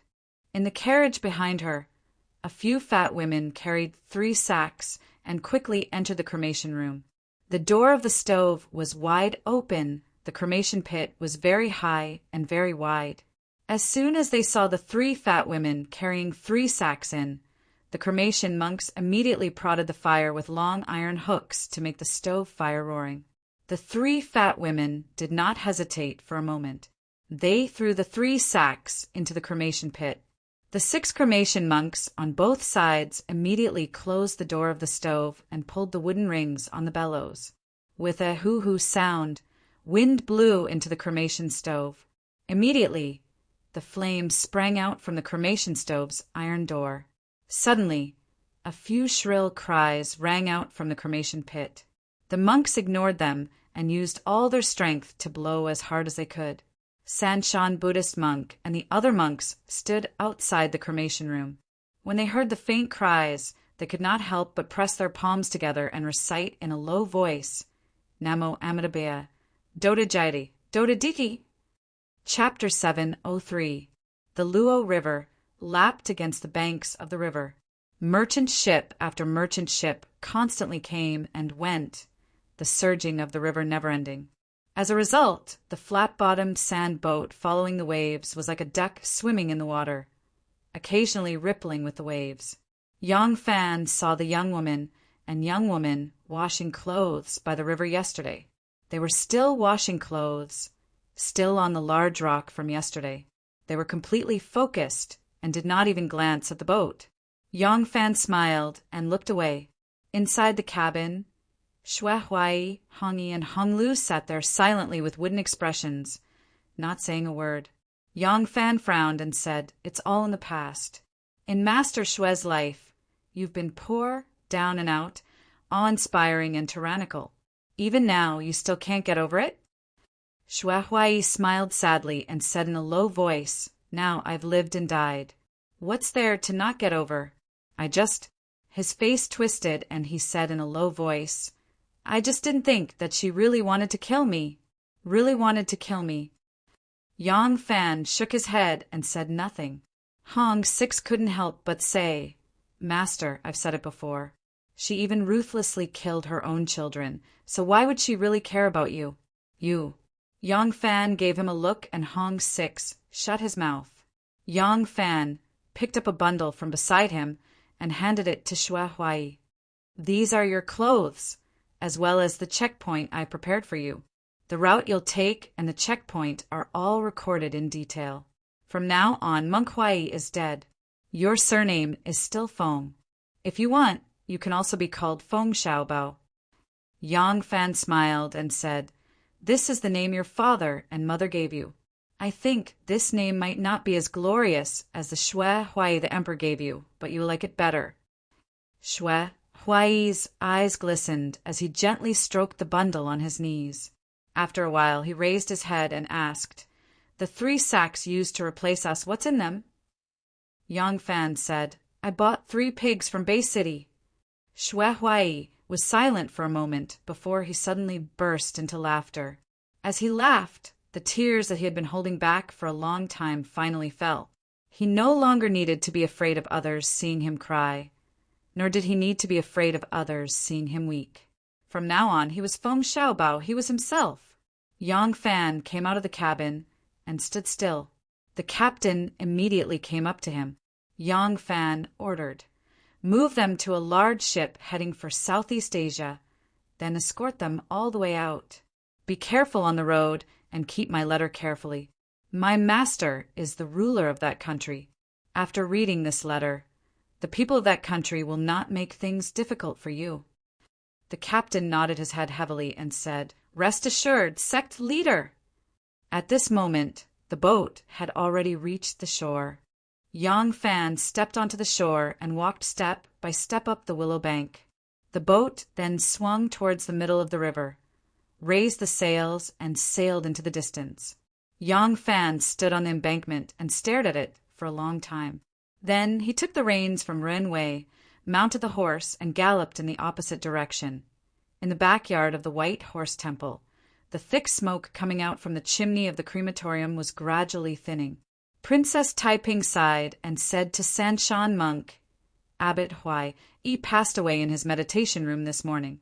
From today onwards, Abbot Sanshan is the abbot of the White Horse Temple." Sanshan monk chanted the name of Buddha and took a step forward. He twirled his Buddhist beads and said in a low voice, "Shue Huai's sudden death might cause criticism. I think that we can order our disciples to secretly announce that he drank too much and died suddenly. What does your highness think?" Princess Taiping said indifferently, "Do not let me know about this. Do what you think is appropriate." Sanshan monk put his palms together and chanted the name of Buddha again. Princess Taiping's carriage still left through the corner door. In a short while, they were far away from the White Horse Temple. At this moment, at the main entrance of the White Horse Temple, Luoyang Commandant Tang Zong had already led a large number of patrol officers and bailiffs. They carried iron chains and shackles and barged in aggressively. The ruffian monks of the White Horse Temple swindled, fought, and even humiliated officials. The Luoyang prefecture had long piled up complaints about them. Now, it was finally time to settle the score. Shue Huai, he was the same as the old nun from Hanoi. He also had many disciples.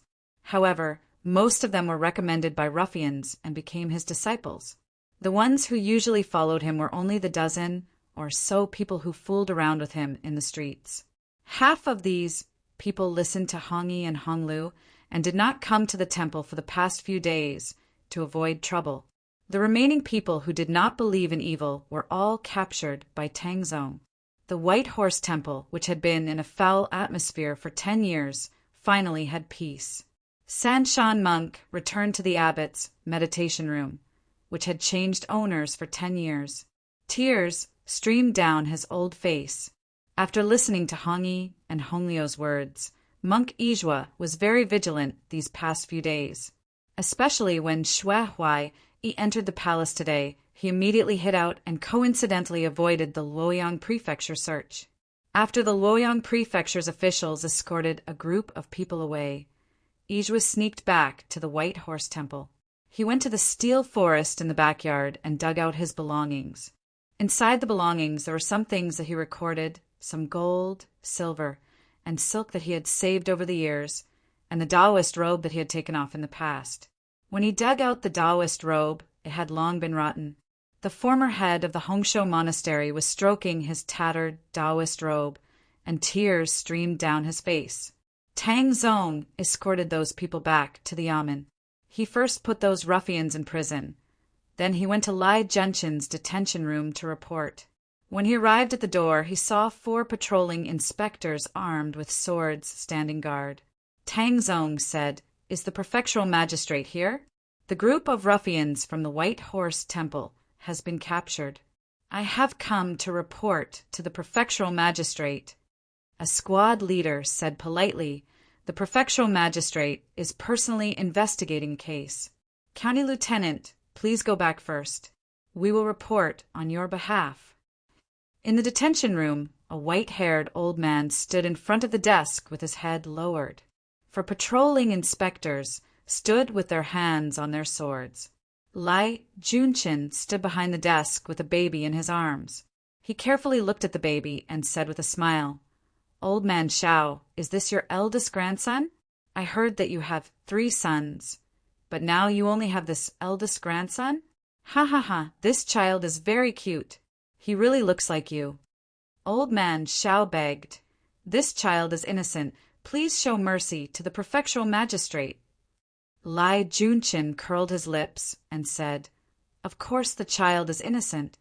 Why would the prefectural magistrate do anything to an ignorant child? However, if you don't open your mouth, your entire family will be imprisoned. I will only let you out after I find out the truth." Lai Junchin gently patted the child and said with a smile, "It's not very comfortable in prison, especially after winter. The weather has just warmed up, and the smell, the child is so young and delicate. If there's an accident or illness, it's your fault as a grandfather." Lai Junchin turned his head and asked a scribe next to him, "Yesterday, how many suspects in the prison contracted a serious illness and died?" Old man Zhao's forehead was full of sweat. Suddenly his knees went soft and he knelt on the ground. He said with tears in his eyes, I confess. I only ask the prefectural magistrate to let my grandson go." Lai Junchin said with a smile, "Don't worry. As long as you confess, the prefectural magistrate will not make things difficult for you." As Lai Junchin said this, he slowly walked over and handed the child to him. Old man Shao quickly took the child and hugged him tightly in his arms. He said with difficulty, "Master Li has received a generous gift from Sun Wanrong." Lai Junchin was overjoyed. He hurriedly gave the scribe a look and told him to quickly record the confession. He turned around and sat down behind the desk. His tone became more and more amiable. "Don't rush, speak slowly. When did Sun Wanrong give gifts to Li Zhaoda? What gifts did he give? What did he ask Li Zhaoda to do? Tell me clearly, and you can bring your precious grandson home. Ha ha ha." Old man Shao had no choice but to confess in detail. It turned out that this old man Shao was originally the steward of Li Zhaoda's residence. When Li Zhaoda was demoted to Lingnan, he dismissed his family, and old man Shao returned home. In the end, Li Zhaoda did not go far. Because of the impeachment of Li Zhaoda for meddling in the selection of officials in the southern border, the officials gradually shifted the blame to someone else. They tried to use Wu Sanxi as a breakthrough point and implicate the Wu clan. Wu Zetian saw through this plot in time. Therefore, she pardoned Li Zhaoda's heavy crimes and only demoted him to an imperial censor. She allowed him to stay in the capital and thus ended the investigation of the case. Although Li Xiaoda returned to the capital, he was no longer the prime minister. There was no need for so many servants at home. Therefore, only a portion of them were recalled. Old man Xiao was already old and was not among them. Now that Lai Junqin wanted to deal with Li Xiaoda, he looked for old man Xiao.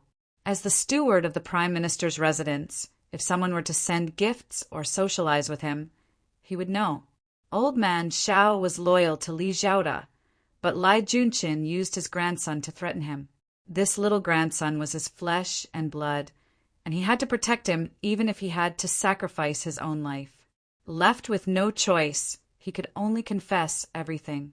Speaking of Sun Wanrong, he was a tribal leader of the Khitan clan. His grandfather, Sun Outsao, surrendered to the Sui dynasty and was appointed as the imperial minister. During the Tang dynasty, Sun Outsao submitted to the Tang dynasty and was placed by Li Yuan in the vicinity of Yingzhou, Longcheng, now Chaoyang, Liaoning. He was also given the title of General Yinhui and was placed in charge of Liaozhou, Liaodong City, now Liaoyang, Liaoning. From then on, the Sun clan settled there. During the reign of Emperor Gaozong Li Ji, the military governor of Songma, and the Khitan great chieftain Ku Gu passed away. The successor, Abgu, led the tribes and the Shi clan to rebel. However, they were defeated by Li Ji's troops and Abgu was captured alive. As a result, the Khitan clan no longer had a great leader. From then on, the leaders of the most powerful tribes jointly governed the Khitan clan. Sun Wanrong, who was the leader of the Khitan clan, had once stayed in Chang, and as a hostage for a long time. After he became the tribe leader, he had always worked hard to maintain a close relationship with the imperial court. Gradually, he stood out among the major tribes and grasped the greatest power, becoming the de facto leader. However, without the recognition of the central government, he had no right to give orders. As a result, Sun Wanrong prepared a generous gift and went to the capital. He looked for Li Xiaoda, who at that time was the absolute boss in front of Wu Zetian. After some business, Li Xiaoda spoke on his behalf and asked Wu Zetian to confer him the title of General of the Right Jade Seal Guards, Provincial Governor of Guicheng Prefecture, County Duke of Yongli County, a third-rank official. This way, whether it was in terms of strength or status, he had the qualifications to govern the various Khitan tribes. But now, Sun Wanrong had rebelled. Although Sun Wanrong restrained the various tribes, he mainly relied on his own strength. Although Li Xiaoda asked the imperial court to bestow him an official position and title, it was based on the strength he already possessed at that time. But no matter what, Sun Wanrong had rebelled. Now that Sun Wanrong had rebelled, Li Xiaoda could not escape the responsibility of indulging bandits. When Lai Junqin received old Zhao's confession, he couldn't help but laugh loudly. The scribe watched as old Xiao carried his grandson out in a hurry. He moved in front of Lai Junqin and said in a flattering manner, "As long as the prefectural magistrate delivers this confession to the imperial court, it will be a great merit and will definitely be appreciated by the emperor." Lai Junqin's laughter stopped abruptly. After thinking for a moment, he shook his head and said craftily, "No, no, no. This prefecture and Li Xiaoda have always had enmity. It is inappropriate for this prefecture to step forward, very inappropriate." He pondered for a moment and said, "Wei Suizhong, he is the imperial censor. It is most appropriate for him to step forward and impeach." At this point, Lai Junqin suddenly reacted and asked in confusion, "What has Wei Suizhong been busy with recently? I haven't seen him in a while." Chapter 704. At this moment, Wei Suizhong was in the land of tenderness. This land of tenderness was the real land of tenderness because the brothel's name was Land of Tenderness. Ever since she received the order from Yang Fan, Lu Qingqian, the head shopkeeper of Land of Tenderness, bought Wei Suizhong's lover, Su Junyang, from Peaceful Residence. Su Junyang was not a red card in Peaceful Residence, and Lu Qingqian was the most respected person in the entire Tenderness house. Therefore, it was easy for Su Junyang to jump ship from peaceful residence to land of tenderness. Su Junyang was not very beautiful, but her skin was especially fair. There were a few light freckles on the bridge of her nose, but her round face was very sweet. She was a very tasteful woman and could bear to taste. She was about 25 or 26 years old, more mature than a young girl, more energetic than a mature woman, and her every movement was dignified and charming. If she had not been in a brothel, no one would have associated her with a prostitute based on her appearance and temperament. Wei Suizhong had always wanted to redeem her, but he used to be Lai Junchen's lackey. Moreover, he was addicted to alcohol and gambling, so he did not save much money. Later, when he was finally promoted, Lai Junchen fell, and the censorate fell into crisis, so he never had a chance to make money. He met Junyang when he visited a brothel. Since then, he had set his sights on Junyang, and every time he came to Tenderness House, he would go to Junyang's place. Sometimes he did not need to spend the night at her place, but he was also happy to go to her place to chat and talk. When Wei Suizhong was young, he had an older brother who married a sister-in-law who looked similar to Su Junyang. Wei Suizhong's mother passed away early, and this sister-in-law loved him very much. She cut clothes for him and cooked for him, under the care of his sloppy father, Wei Suizhong, who was always hungry and dressed in rags, lived a good life for a few days. Later, there was a big fire in his hometown, and the whole village was flooded. Wei Suizhong was the only one who escaped. He knelt in the direction of the village on a distant hillside and cried to the torrential flood. He didn't cry for his father, he cried for his sister-in-law. Probably from that time, there was someone in his heart. Wei Suizhong treated Junyang very well. Unlike the other guests, he never insulted or toyed with her. He was originally a ruffian, and even after he became an official, he still behaved like a ruffian. It was only in front of Junyang that he always pretended to be noble. He usually liked to come to Junyang's place. Ever since he broke into the mansion drunk and angered Madame Wang to death, he came here more often. Especially recently, for some unknown reason, the truth about Madame Wang's death had spread like wildfire in the streets. Wei Suizhong had been on tenterhooks for a while, but he did not see Lai Junchen's intention to punish him. Originally, he had just calmed down, but now he was afraid again. So he did not even go home and stayed at Junyang's place every day. He drank too much today. Junyang's petite body exerted a great deal of strength to carry him to the bed. "Don't go," Wei Suizhong mumbled as he grabbed Junyang's hand. Junyang was amused and annoyed at the same time.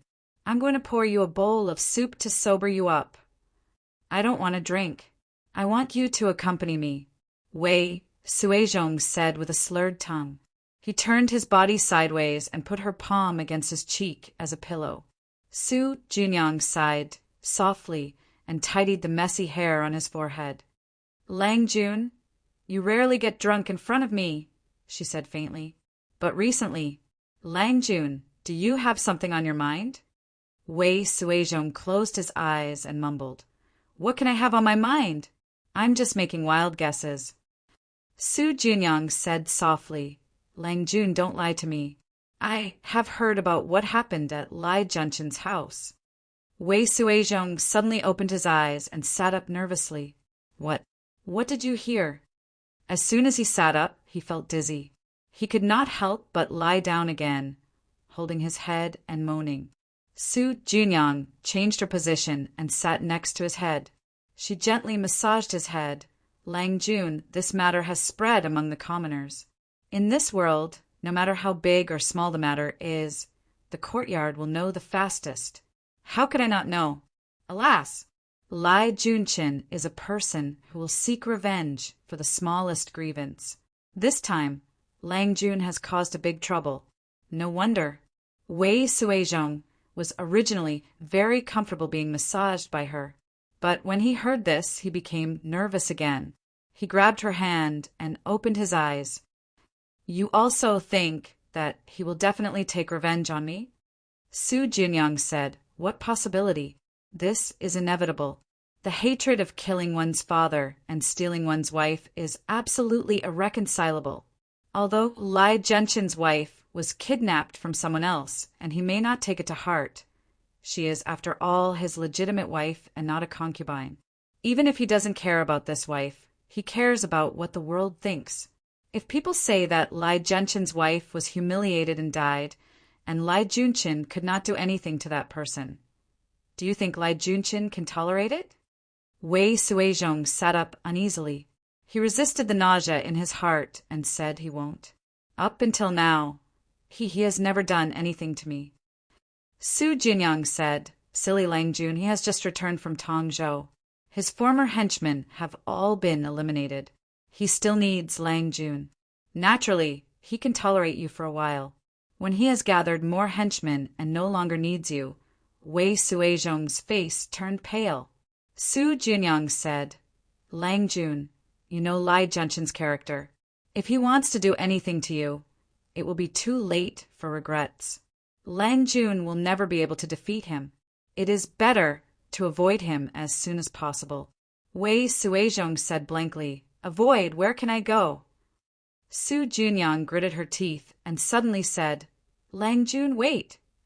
She turned around and went to the dressing table. She opened the small door at the bottom and took out some household items. Finally, she took out a small package and went back to the bed to open it.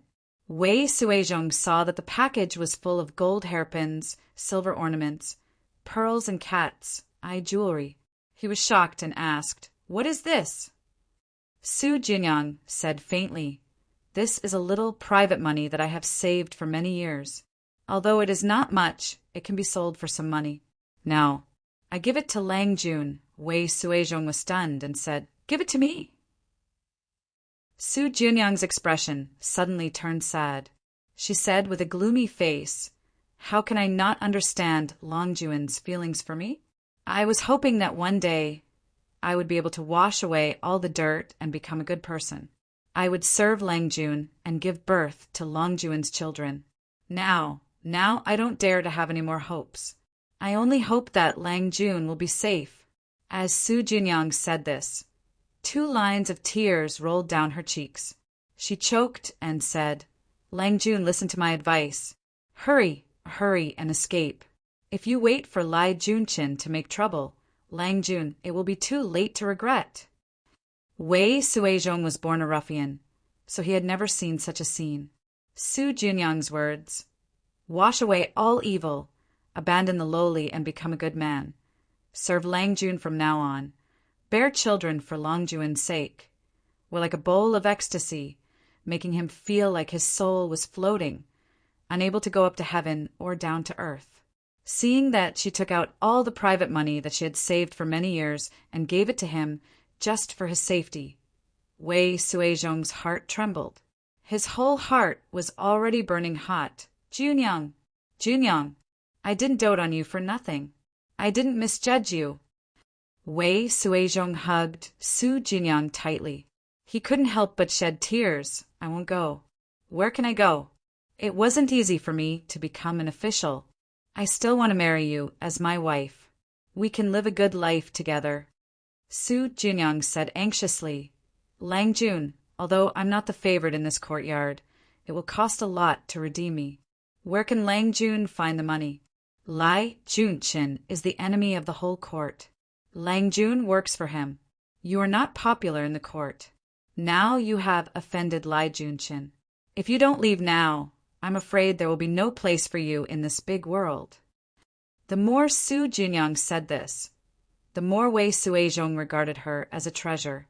How could he bear to abandon her and escape alone? When Su Jinyang said that Lai Junshin is the enemy of the whole court, Wei Suizhong's heart brightened. It was as if an aperture had been opened. Su Jinyang saw him kneeling on the bed and suddenly became like a wooden statue. She couldn't help but ask with concern, "Lang Jun, what happened to you?" Wei Suizhong's face became a little ferocious. "I, Wei Suizhong, am not easy to bully. Whoever wants me dead, I will kill them." Su Jinyang said fearfully, "Lang Jun, what happened to you?" Wei Suizhong changed to a gentle tone and said, Junyang, I'm fine. Don't worry. Bring me a bowl of soup to sober up. I want to sober up. Okay. Su Junyang replied and turned to walk out. At the end of the long corridor, Lu Qingqian put one hand behind her back and another hand holding some fish food. She threw it into the pond and watched the golden carps rushing and jumping for food. Su Junyang walked slowly to his side and stopped. She bowed slightly and said, Lord Lu. Lu Qingqian sprinkled a handful of fish food and said lightly, How is it? Su Junyang said, He has the intention to resist Lai Junqin, but I think he hasn't figured out how to do it. Lu Qingqian said, Continue to consolidate his ideas. Make sure he is not acting on a whim. I'll help him when the time comes. Su Junyang replied, Yes. She agreed, but stood there hesitantly and didn't leave. Lu Qingqian didn't look back and said, Don't worry. As long as he obediently does as I say, I will protect him and fulfill your wish. Only then did Su Junyang reveal a sincere expression of joy. She bowed and said, Thank you, Lord Lu, for fulfilling my wish. Lu Qingqian threw the last handful of fish food and clapped her hands. She walked away with her hands behind her back. There were only 3 days left before Yang Fan married on New Yang Fan didn't want to make it a grand wedding. Anyway, even if he was still in the Ministry of Personnel, the wedding wouldn't be as grand as Xiao Man's wedding. There wouldn't be a marriage bestowed by the emperor, and there wouldn't be a banquet to celebrate with the princes, princesses, and imperial masters. What's more, he was just a small soup supervisor with no real power. He was also suspended at home indefinitely. It was impossible for those who fawned on the rich and powerful to come. However, without these factors, he could make the wedding more warm and lively if he only invited friends and relatives. Yang Fan was idle at home, so he could personally handle the wedding. This afternoon, he had just finalized some details of the wedding banquet with several stewards in the study and sent them out. Before he could take a breath, Ren Wei came in with 2 secret reports, one happy and one sad. Chapter 705. The news sent by Ren Wei was mixed with joy and worry. The joy was that Wei Suizhong had finally made up his mind. Yang Fan instructed his people to spread the truth of Madame Wang's suicide and create various rumors to put psychological pressure on Wei Suizhong. Then, she made use of Wei Suizhong's trust in Su Junyang. By redeeming Su Junyang's freedom, helping her and Wei Suizhong to be together, and giving them a sum of money that was enough for them to live the rest of their lives in peace, she made Su Junyang persuade Wei Suizhong. Now it finally worked. On the outside, the Zhang brothers, who were more favored by the emperor, plotted against him. On the inside, Wei Suizhong, who knew all his dirty deeds, betrayed him. With these 2 factors combined, Yang Fan believed that he could not bring down Lai Junqin. But under the joy, there was also a worry. That worry was, it seemed that Li Zhaoda was going to be unlucky again. This news was not too detailed. It was sent by Li Jing, the new recording military advisor of Luoyang. Li Jing provided Lai Junqin with a large number of names of people who were sheltered under the protection of the 3 scammers, evaded taxes, and used public power for private purposes through the old nun of Hanoi, Tao Shifeng, and Moliai. Not only did he cut off the last force of young Master Jiang in Luoyang with Lai Junqin's help, but he also gained Lai Junqin's trust.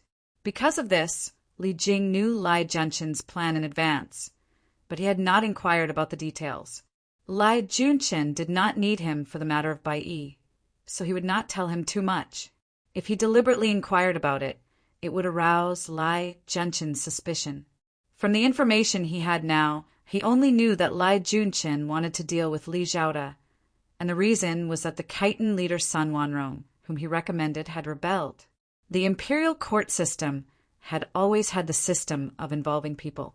Although it was not as strict as in the Qin state, if an official recommended an official who committed a crime, he would be held responsible. This was also the reason why officials above the 5th rank had the right to recommend someone, but dared not to recommend someone at will. Now that Sun Wanrong rebelled. Even if Lai Junqin did not deliberately make trouble for Li Zhaoda, he should also bear the responsibility. However, he had already been unlucky. Most officials would not do such a ruthless thing, which would affect their image in the officialdom. Moreover, Li Zhaoda's recommendation had a special reason. Sun Wanrong was a foreign official. The Khitan tribes were dependent on the imperial court, and the imperial court's policy towards them was to keep them in line. Whichever tribe was stronger, the imperial court would give the leader of that tribe a higher official position, so as to win them over and not cause any trouble. This had always been the policy of the Tang dynasty since its founding. Li Zhaoda was the prime minister, so it was only natural that he would weigh the pros and cons before making a recommendation to the emperor. This was what Li Zhaoda was supposed to do as the prime minister, but he accepted the gift, so it was hard to explain. Why did you recommend Sun Wanrong? Was it for the sake of stabilizing the border, or out of selfishness? The gifts Li Zhaoda received included a sea dragon fur robe, a bushel of pearls, a box of ginseng, and 4 horses. Speaking of which, given his status as the prime minister, these gifts were not very valuable. When Li Zhaoda was the prime minister, he had already become the biggest obstacle to Li Tang's recovery. Now that he was only a supervising censor, he was already harmless to others. Yang Fan couldn't help but feel some compassion. Yang Fan thought for a while and ordered, "Think of a way to leak this news to Li Zhaoda so that he can prepare early. As for Wei Suizhong, we need to work harder to win him over and prevent him from turning back. Once he has made up his mind, we will begin the entire plan to eradicate Lai Junqin." Ran Wei agreed and quickly walked out. As soon as Yang Fan destroyed the 2 secret reports, third sister called out from outside the study, "Ah Lang, Envoy Gua, and Madam are here to bring Miss Anu." Hearing this, Yang Fan hurriedly adjusted the belt on his robe and ordered, "Quickly open the door, I want to personally welcome them." Gua Jingji was going to be transferred from his post in Weizhou to another place, so he specially came back to the capital to report on his duties. Coincidentally, it was the festive season, so he stayed in the capital for a few more days. At this time, Gua Jingji's old mother had already passed away, so Gua Jingji didn't need to leave his wife at home to take care of his old mother, so his whole family had to follow him to take up his post. Madam naturally had to come along, but because her brother was born a little simple-minded, he couldn't manage the household alone in his hometown, so he brought her along as well. Because Gua Jingji had also brought his wife along, Yang Fan hurriedly ordered someone to find Xiao Man, and the husband and wife joined hands to welcome them. The door was wide open, and Yang Fan and his wife walked all the way. Just as they reached the door, they heard a loud shout, "Where's my family's cousin? Why hasn't she come to see me? I'm going to find her." Yang Fan took a step out of the doorway and coincidentally saw an awe-inspiring burly man walking towards them, and someone shouted from behind, "Erling, you can't! Stop right there!" Yang Fan took a look at this man. He was as strong as a bull, with thick eyebrows and big eyes and regular facial features. He was definitely a burly man, but he was full of simple-mindedness, lacking a bit of quick-wittedness and calmness. Yang Fan's heart skipped a beat, and he thought to himself, could this be the Gua family's Erlang, Gua Xiaofan that Anu mentioned before? Yang Fan smiled and cupped his hands, saying, "Are you the Gua family's Erlang?" The burly man was stunned. He looked him up and down and scratched the back of his head in puzzlement. "Who are you? How do you know me?" At this time, Gua Jingji and his wife, who were standing at the bottom of the stairs, quickly walked up. Gua Jingji laughed and said, "I presume this is the Erlang? Haha, thank you, Madam Yang, for coming out to welcome me. I am ashamed. Gua Xiaofan continued to scratch the back of his head. He was even more puzzled. "Big brother, why don't you recognize me? What are you thinking? I am the Erlang." Madame Gua did not know whether to laugh or cry. She glared at him fiercely and tenderly scolded, "Go away!" Gua Xiaofan pouted and whispered, "You're still so fierce to me in front of my big brother, you tigress." At this moment, Yang Fan was sizing up Gua Jingji. He saw that this provincial governor was 9 feet tall, with a purple face and a long beard. He had a square face and big ears. His stature was tall and sturdy, his physique strong and sturdy. If his leopard eyes were replaced by red phoenix eyes, and he wore a green turban on his head and held a crescent saber in his hand, he would look very much like the Marquis of Han Shouting, Guan Yu. Yang Fan thought, "This is Provincial Governor Guo?" As expected of the descendant of the great Han dynasty's Marquis Aling. Truly awe-inspiring, what a great man! Guo Jingji was also sizing him up. Yang Fan was only wearing casual clothes, a moon-white long robe embroidered with bamboo patterns. His hair was tied up in a jade bun, and he had a jade-colored headband that reached his eyebrows. His figure was tall and handsome, his face like jade, his eyes like bright stars, and his eyes as clear as water. Guo Jingji saw his character and was secretly impressed, thinking, "This is the new sect leader of Xian sect." His character and demeanor are no less than Lu Binmi's. Compared to Lu Binmi's cold arrogance that pushes people 1,000 miles away, he is more likable and approachable. The two of them were thinking of each other, but their hands were not slow. Yang Fan first bowed and said with a smile, "Envoy, madam, this Yang and my wife did not go out to welcome you. Forgive us, forgive us." While they were sizing each other up, Xiang Rulin was also watching from the side. She first looked at Xiaoman and saw that her appearance was charming, her figure was enchanting, and her looks weren't inferior to her sworn sister, Anu. She couldn't help but nod silently. Xiaoman looked at her wide-sleeved robe, jade-colored silk skirt, her slender neck, and her exquisite facial features. She was as enchanting as the orchid in the bottle, and her every movement was dignified and elegant. Xiaoman couldn't help but be silently impressed. As expected of a daughter of a prestigious clan, a noble madam, such a disposition is truly extraordinary. Xiang Rulin looked at Yang Fan again and saw his appearance. She was delighted. No wonder my sworn sister is infatuated with him. He is truly a talented man. Now he is the sect patriarch of Xian sect and is worthy of my sworn sister.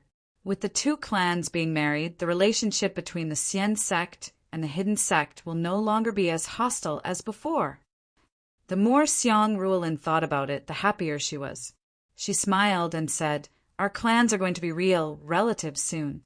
There is no need to be so courteous." Guo Xiaofan finally came to his senses and exclaimed, "Ah, you are Yang Fan? You are my younger sister's husband? Ha! I am also called Fan, and you are also called Fan. We are really fated." Xiang Rulin said angrily, "What nonsense are you talking about? Yang Clan's second brother is slightly older than you. You have to call him elder brother." Guo Xiaofan said excitedly, "That is not how it is, that is not how it is. Anu is my cousin.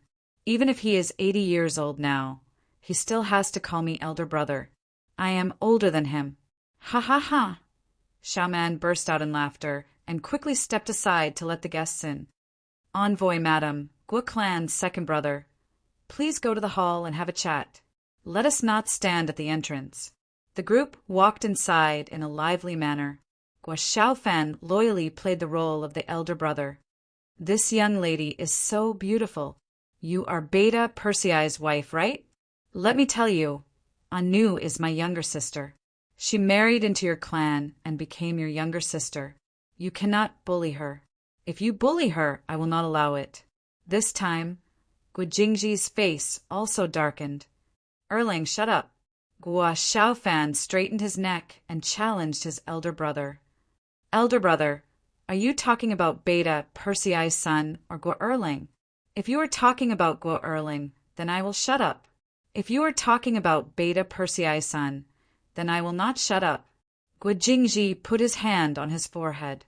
He had a headache. Xiaoman rolled her eyes and held back her laughter.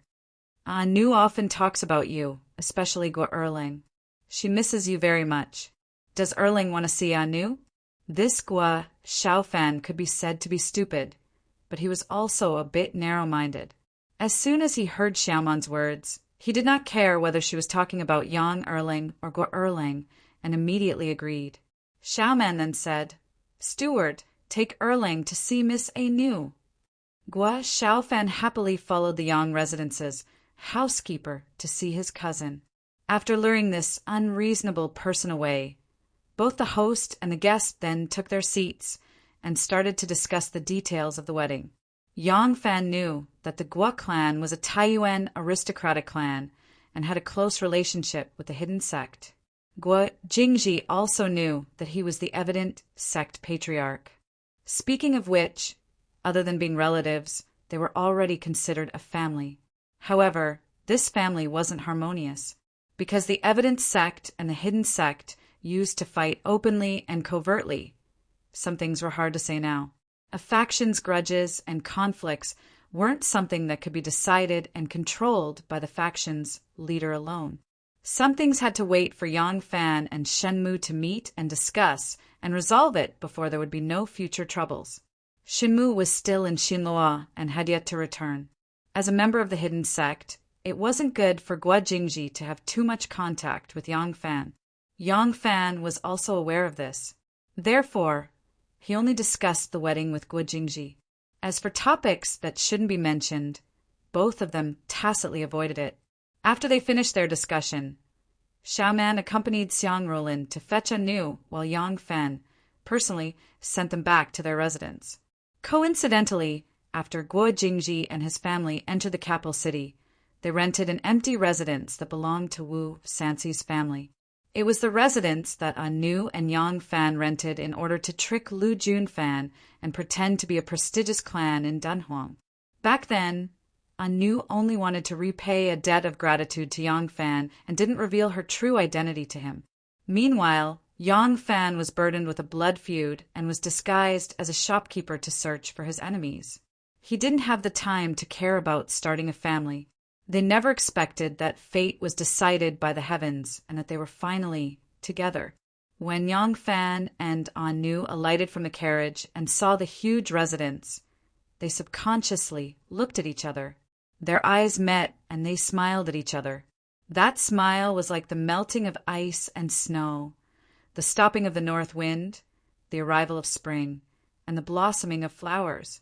All the frustrations and hardships in their hearts were fermented and turned into a cup of mellow and fragrant wine. Chapter 706. Yang Fan's wedding was held as scheduled. There was no emperor's decree this time, so there was less official pomp, but it also made all the people who attended the wedding less restrained. Without Wu Sanxi, Xue Huai, and Princess Taiping competing for wealth, everyone's eyes were more focused on the newlyweds. The whole wedding was more relaxed, more festive, and more warm. The Yang family was no longer the same as before. Now that the Yang family was rich in financial resources, they were well prepared for everything. The Yang family did not need to capture Ma Qiao and Chu Kuanga to decorate the house like they did last time. All they needed to do was to transfer some workers from various shops, and everything would be done in an orderly manner. Yang Fan was a person who had been married once, so the psychological pressure was far less than the last time. So the whole process was not like the last time, where he always had a stiff smile on his face, like a puppet being manipulated by others. This time Yang Fan greeted the guests, socialized with friends, and talked and laughed wittily, very calmly. Most of the guests of the Yang family were old neighbors of the Shoin workshop. But in addition to many of Yang Fan's good friends in the Ministry of Justice and the army, there were also many officials who were only acquaintances. These people came for Guo Jingji. Guo Jingji was a provincial governor and a high-ranking official. He also had some friends in the imperial court. The wedding banquet lasted until dusk. Yang Fan rode a white horse with red silk flowers and accompanied by Chen Dong, Sun Yuxuan, Ma Qiao, Chu Kuanga, and other civil and military friends. He went to Guo Jingji's rented house to pick up the bride. When the bride was picked up from the Guo mansion, the wedding banquet reached its climax. Anu first toasted to her eldest sister, Xiaoman, and accompanied Yang Fan to toast the guest table by table, amidst the laughter and cheers of the crowd. The whole Yang mansion was full of laughter and voices. Yang Fan had already given red packets to the gatekeepers of the Good Fortune Workshop and the Showin Workshop. He also helped those guests who were not officials apply for a permit to travel at night. So even the poor neighbors of the Showin Workshop did not have to worry about being interrogated or having their doors closed when they returned home late. They could drink to their heart's content. The moon was bright, the stars were sparse, and the lanterns were lit. The guests finally dispersed, and the hustle and bustle of the day finally quieted down. Xiaoman had already coaxed the child to sleep. Yang Fan sent away the guests and returned to the bridal chamber. Anu, who had returned earlier, was already sitting obediently by the bed. The red candles in the room were burning brightly, reflecting her white and tender cheeks, faintly giving off a faint luster. Seeing Yang Fan come in, Anu quickly glanced at him and shyly lowered her head. Her pretty face blushed, and her fingers twisted together in embarrassment. She was not as graceful as she was in front of the guests. Yang Fan closed the door and looked at his beautiful wife, who was like a fox fairy sitting under the candlelight. She was dressed in a beautiful green dress and looked like a crisp fruit. His heart couldn't help but sway. He walked over and sat beside her on the bed.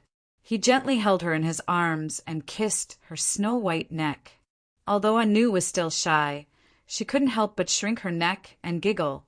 It's ticklish, Anu subconsciously dodged, but because of the distance, she saw Yang Fan's eyes full of love. Being stared at by him, Anu felt as if her soul had been taken away. Her whole body was frozen there, and she stared at him for a long time.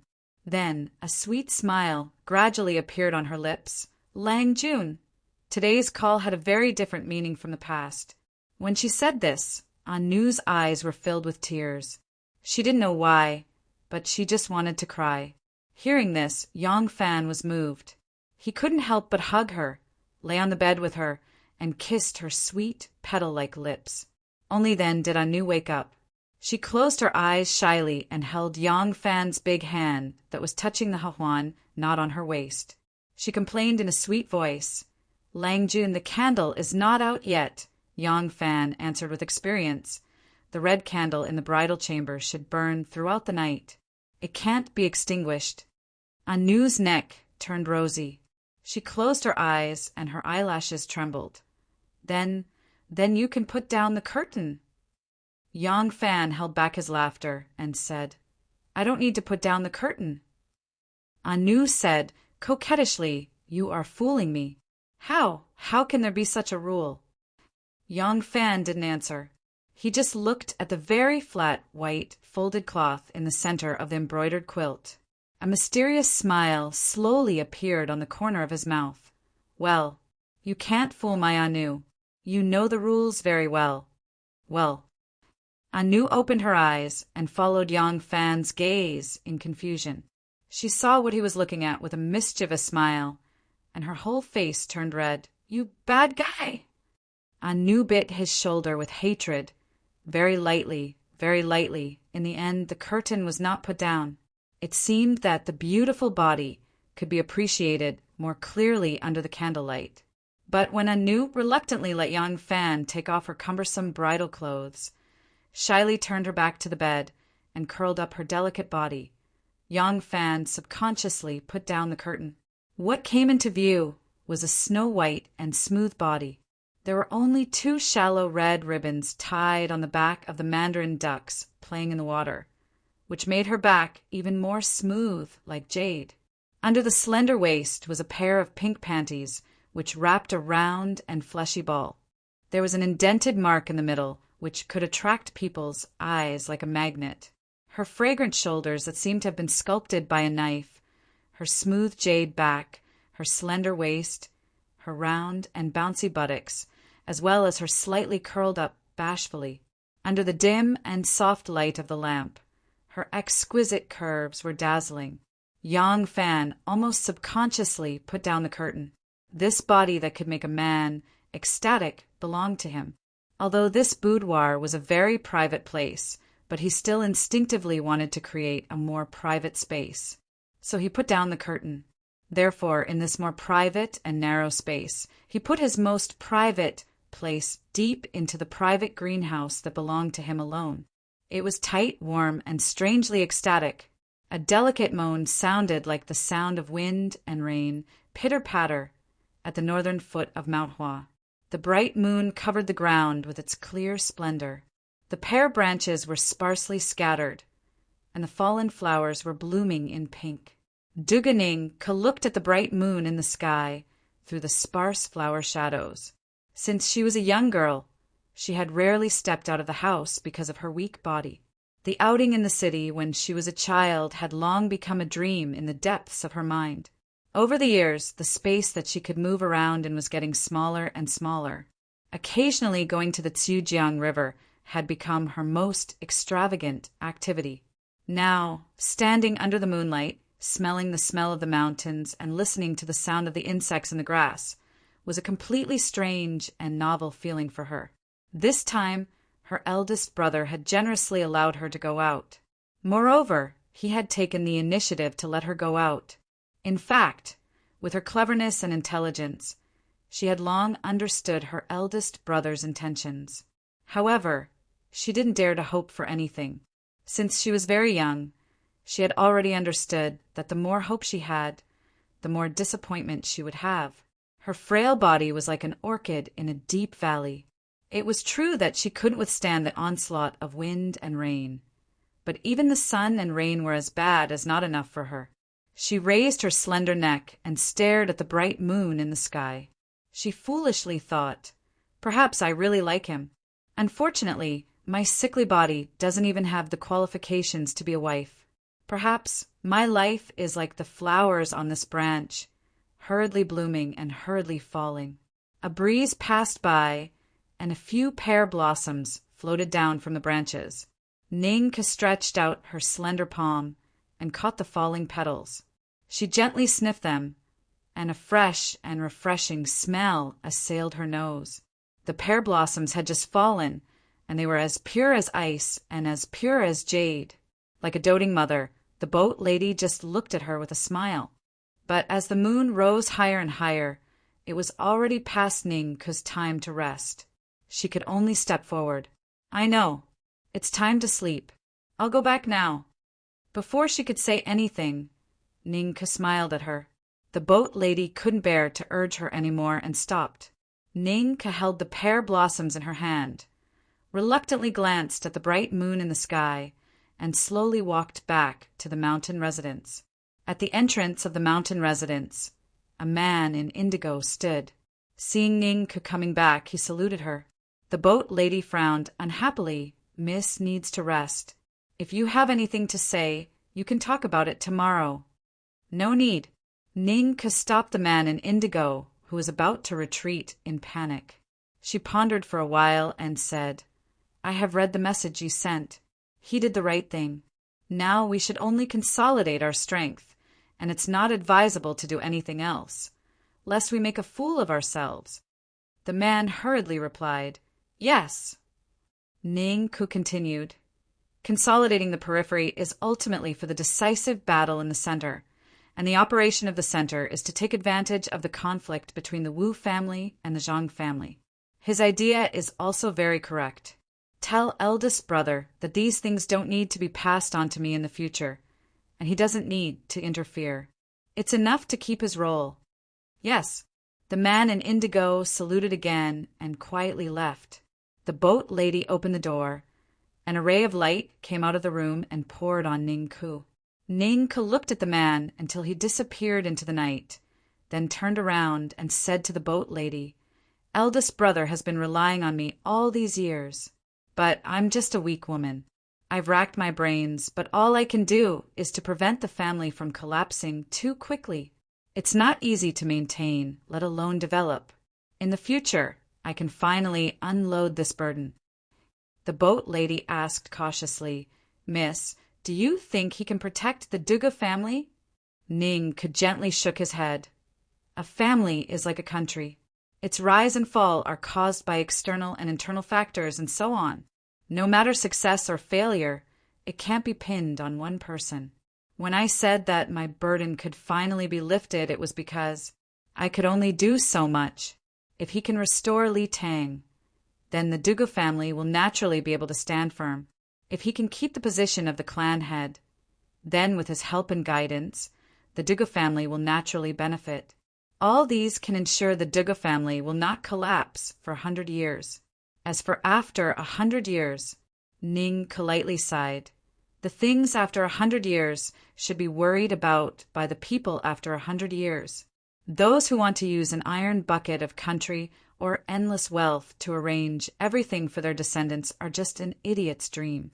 Is Qin Shi Huang's country still safe now? How many coins can fan Li's wealth rival countries? I don't want to be that idiot. After Ninka finished, he looked slightly excited and said excitedly, "Now that I've unloaded the burden, I want to travel the world. It's a pity that the Wanxiang Palace was burned to the ground. This time I can only go to Luoyang to see the Tianshu Palace. I also want to go to the Grand Canal, Xiangzhou City, walk the Shu Road of Sword Sect, and see the tens of thousands of merchants in Guangzhou. Okay, I'll do as you say. My good girl, have a good rest first. Later we'll travel the world." Looking at Ning Ku's shining eyes, the boat lady secretly felt sad. After serving Ning Ku to sleep and extinguishing the light for her, the boat lady walked out of the room and closed the door. She quietly stood there for a moment, listening to the steady and thin breathing in the room, and gently wiped the corner of her eyes. In the sky, there was a shooting star streaking across the sky. Chapter 707. The early morning sun shone through the window, illuminating the room. There was still a small section of the red candle left on the table, and the candle droplets piled up on the table. Anu softly curled up into a ball, lazily opened her sleepy eyes, as if she wanted to stretch. But as soon as she opened her eyes, she met Yang Fan's smiling eyes. She immediately recalled the wild night last night, and her pretty face blushed. She quickly pulled up the sheet and buried her face under it. Yang Fan smiled and gently patted her firm and round buttocks through the sheet. Anu's delicate body trembled, but she did not speak. Yang Fan pulled down the sheet that hid her face, revealing her blushing pretty face, and gently kissed her on the cheek. Anu's shyness and reservation were ignited into passion by Yang Fan's kiss. She opened her pair of soft jade arms, tightly hugged Yang Fan's body, and buried her hot face in his chest. Yang Fan was no longer the young boy who tasted love for the first time. He began to know how to restrain himself, and began to understand how to cherish his own woman. Anu's first time having sex, Yang Fan did not dare to enjoy himself too much.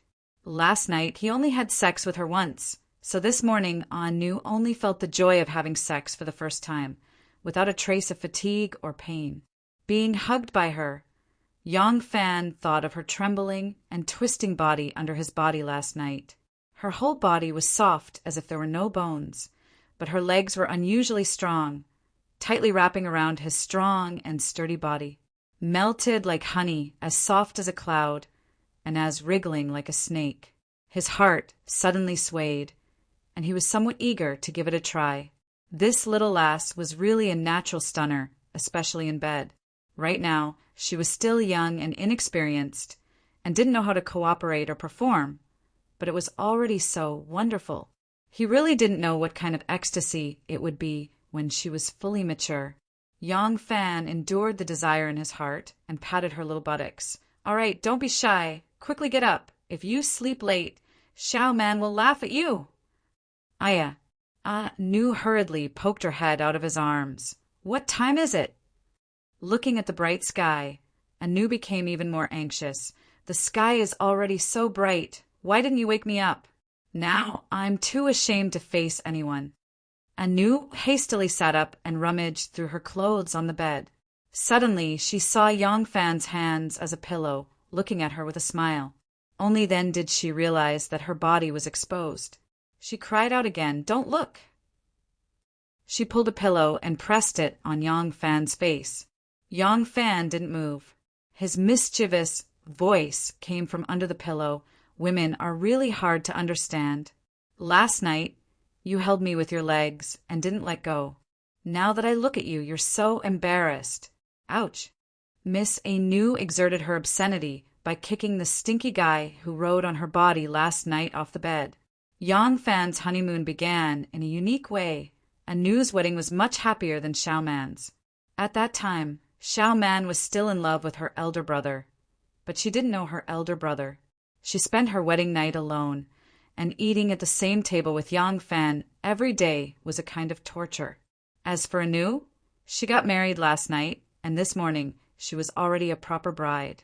Yang Fan's work was suspended by Lai Junqin, and Lai Junqin had long forgotten about it, but no one dared to deal with the decision he had made.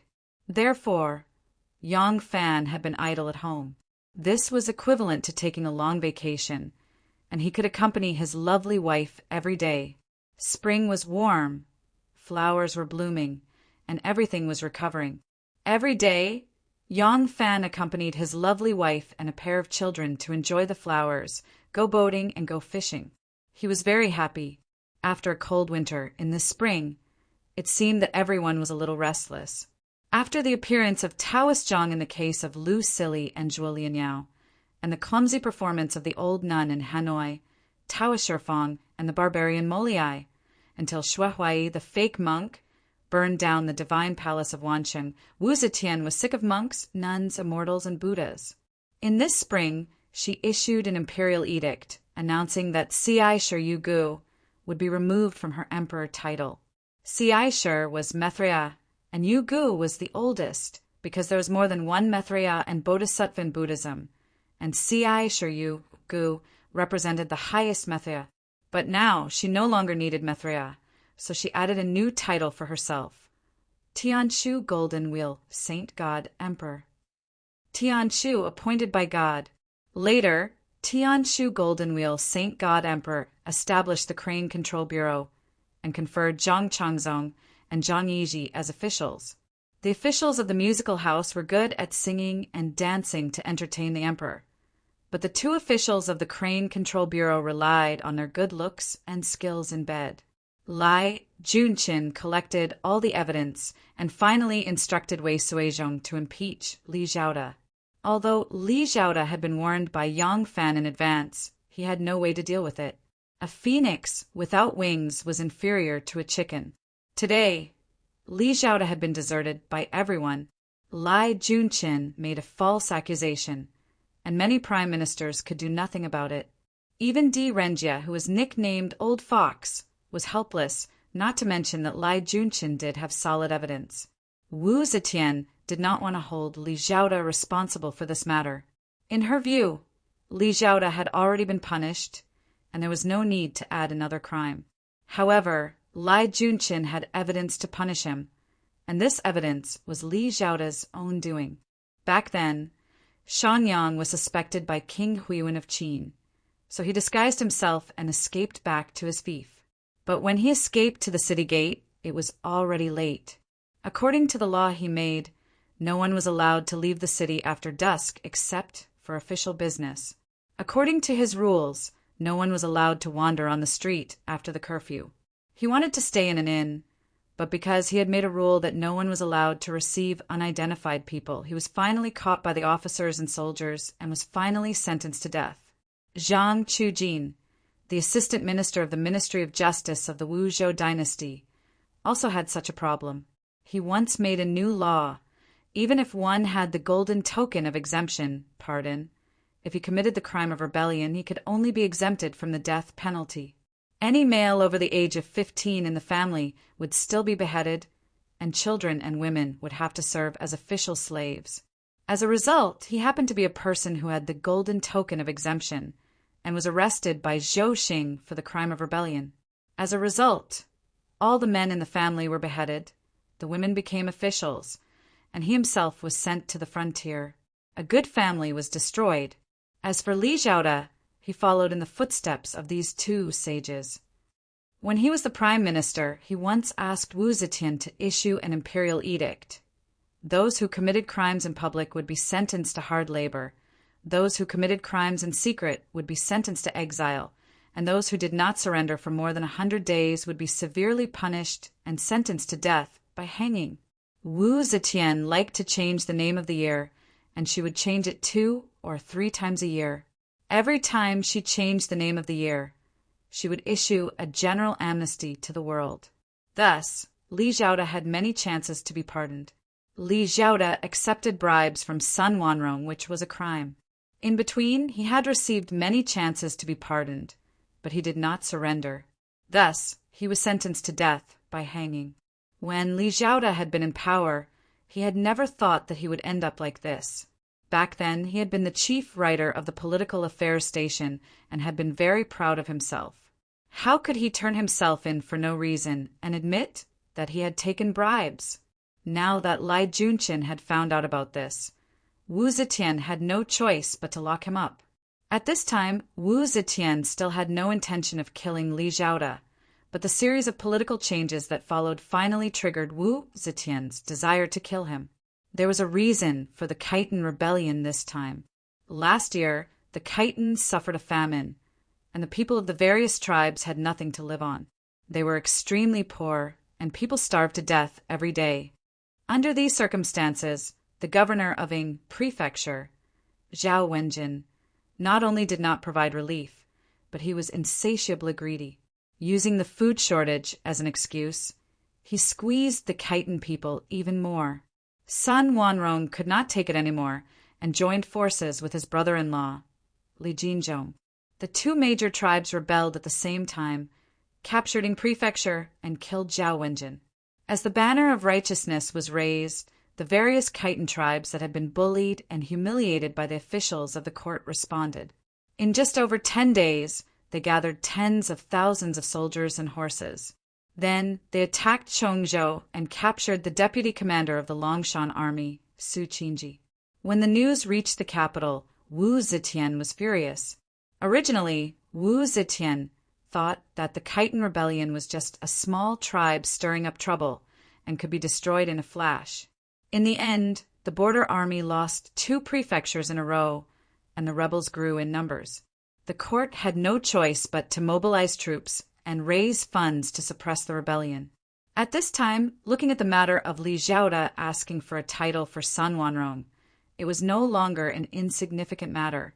After Li Zhaoda heard the news that Ying Prefecture and Chongzhou had fallen, he leaned on the bars of the prison cell and sighed to the sky. This time, the court has sent troops to suppress the rebellion. If they win, I can live. If they lose, I will die. When the court was in chaos, Yang Fan traveled every day. He looked like he was having a great time, but in secret he was scheming. On one hand, he mobilized the power of the Hall of Succession and used his connections and reputation in the southern borderline prefectures to create a good political atmosphere for the newly appointed officials to consolidate their positions and influence. On the other hand, he pulled the noose that was on Lai Junqian's head and quietly tightened it. Wu Zetian changed her title to Tianshu Golden Wheel, Great Saint Emperor, and established the Crane Control Bureau. She publicly raised Zhang Changzong and Zhang Yiji, the 2 male escorts in the palace. They were called the High Offerings, but in reality they were her empress. Through the 2 Zhang, she selected more young and handsome youths to enter the palace. It was clear that she wanted to create a big harem. However, Wu Zetian was already over 70 years old. Even if she took in 10,000 male concubines, she would not be able to have another child. Everyone knew that the current crown prince, Li Dan, was just a decoration. The empress would not allow him to inherit the country. Thus, the establishment of an heir became a matter that the court paid more attention to. Although the court paid attention to this matter, no one dared to suggest to the emperor about the establishment of an heir. In the past, the prime ministers had done such things and did not have a good ending. Now, they did not know what Wu Zetian was thinking. Wu Zetian did not issue an edict to ask who dared to say anything. However, no one suggested anything, but Yang Fan could create an atmosphere that someone was suggesting something. There was Shangguan Wan in the palace. There was Princess Taiping in the royal family. Yang Fan controlled the Hall of Succession and had a few officials in the court who could influence it. Through this inside and outside, from top to bottom, it was easy to create an atmosphere. Someone is secretly suggesting to the emperor about the establishment of an heir. Lai Junqin expressed his serious attention to this rumor. In the past, Lai Junqin was very slow in this aspect. At that time, he only wholeheartedly worked for Wu Zetian and did not care who the heir was. However, after being exiled to Tongzhou for several years, he gradually became enlightened. He began to understand that the heir was the future emperor. Whether he could be rich or not depended on the current emperor, and whether he could remain rich or not depended on the future emperor. Thus, like a curious duck, Lai Junqin waddled over and took the initiative to stretch his neck into the noose that Yang Fan had hung there. Chapter 708. The crescent moon hung high in the sky, and the willows fluttered in the wind. In Shangshan Lane, there was a magnificent mansion located directly outside the lane wall. Suddenly, the middle door opened wide. 2 rows of galley servant girls, carrying lanterns, walked out leisurely. The Kunlun slaves led the horses in and knelt on one knee, waiting for their masters to step on their knees and mount the horses. King Liang and Wu Sanxi had drunk so much that their faces were red. They were already 60 to 70% drunk. Supported by 2 enchanting beauties, they cupped their fists and bid farewell to the guests. Those who could make King Liang personally come out to welcome them were naturally not ordinary people. Under the lanterns, a pair of beautiful women stood out. They were Zhang Changzong and Zhang Yiji, who were as pretty as lotus flowers. Zhang Changzong and Zhang Yiji, who were secretly called the Empress and Imperial Concubine by the common people, were also attending King Liang's banquet today. The 3 brothers, Zhang Tongxiu, Zhang Changqi, and Zhang Changyi, as well as the Cui brothers, Zhang Shuo, Gao Jian, and a few other young talents. As for Cui Di, he still lost Princess Taiping's favor in the end and did not receive her recommendation. However, Cui Shi suddenly had an idea and promptly summoned Cui Yi and Cui Qi to the capital. Now, Cui Shi, Cui Yi, Cui Qi, and their cousin Cui Qi, who had stayed in the capital for a long time, received the joint recommendation of Princess Taiping and Shanghai Wanner. After spending some money in the palace and bribing the Zhang brothers, they finally persuaded Wu Zetian to personally summon them. After a series of memorials, Wu Zetian was very satisfied with their talent and appearance. As a result, the 4 Cui brothers were all promoted to officials. Now, Cui Shi had risen to the heavens in a single step, becoming the assistant counselor of the Ministry of Appointments. Cui Yi, Cui Qi, and the 3 Cui brothers were also appointed Hanlon scholars. Although they did not have much real power, their status was extremely noble. The 4 Cui brothers were young and proud, and became famous in one fell swoop. Rumors of their romantic affairs with Princess Taiping became more and more popular among the common people. However, everyone had to admit that the 4 Cui brothers were indeed talented, or else they would not have been able to handle the imperial memorials alone. Wu Sanxi personally escorted Zhang Changzong and Zhang Yiji out of the king's mansion. Zhang Changzong and Zhang Yiji bid farewell to their friends and returned to the imperial palace. The empress was very infatuated with them now, so they couldn't be separated from them for too long. The rest of the crowd took advantage of the alcohol to wander about. On the periphery, there were servants carrying lanterns and torches. They strolled along the long embankment of the Luo River, very carefree. Today's banquet was single-handedly organized by Cui Shi. Now that both the guests and the host were enjoying themselves, the first step of the plan that Princess Taiping had instructed Cui Shi to carry out had been carried out smoothly. He could not help but feel proud of himself. Taking advantage of the wine, he leisurely recited, "A small boat on a quay, fishing for the evening stream in front. The goose flips the cattail leaf. The fish swam in the flower. A pomelo hung with gold, and a pomegranate was broken in a pearl room. Sigh, the clear moon is half in the west tower." Not only was his poem written without thinking, it was also beautifully worded. Zhang Shuo, who was also invited to the banquet, heard it and stroked his beard with a sigh. He said to Gao Jian in admiration, With this kind of literary talent and status, Zhang might be able to catch up to him. But to have such achievements at his age, Zhang would be hard-pressed to catch up.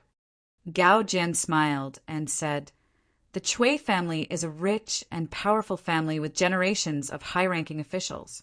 That's why they have such a foundation. It's only natural that you and I are inferior to them." Zhang Shua pointed at him and said with a smile, "Brother Gao's breadth of mind is something that even Zhang is inferior to." Cui Shi rode his horse in front and could vaguely hear the conversation between the two.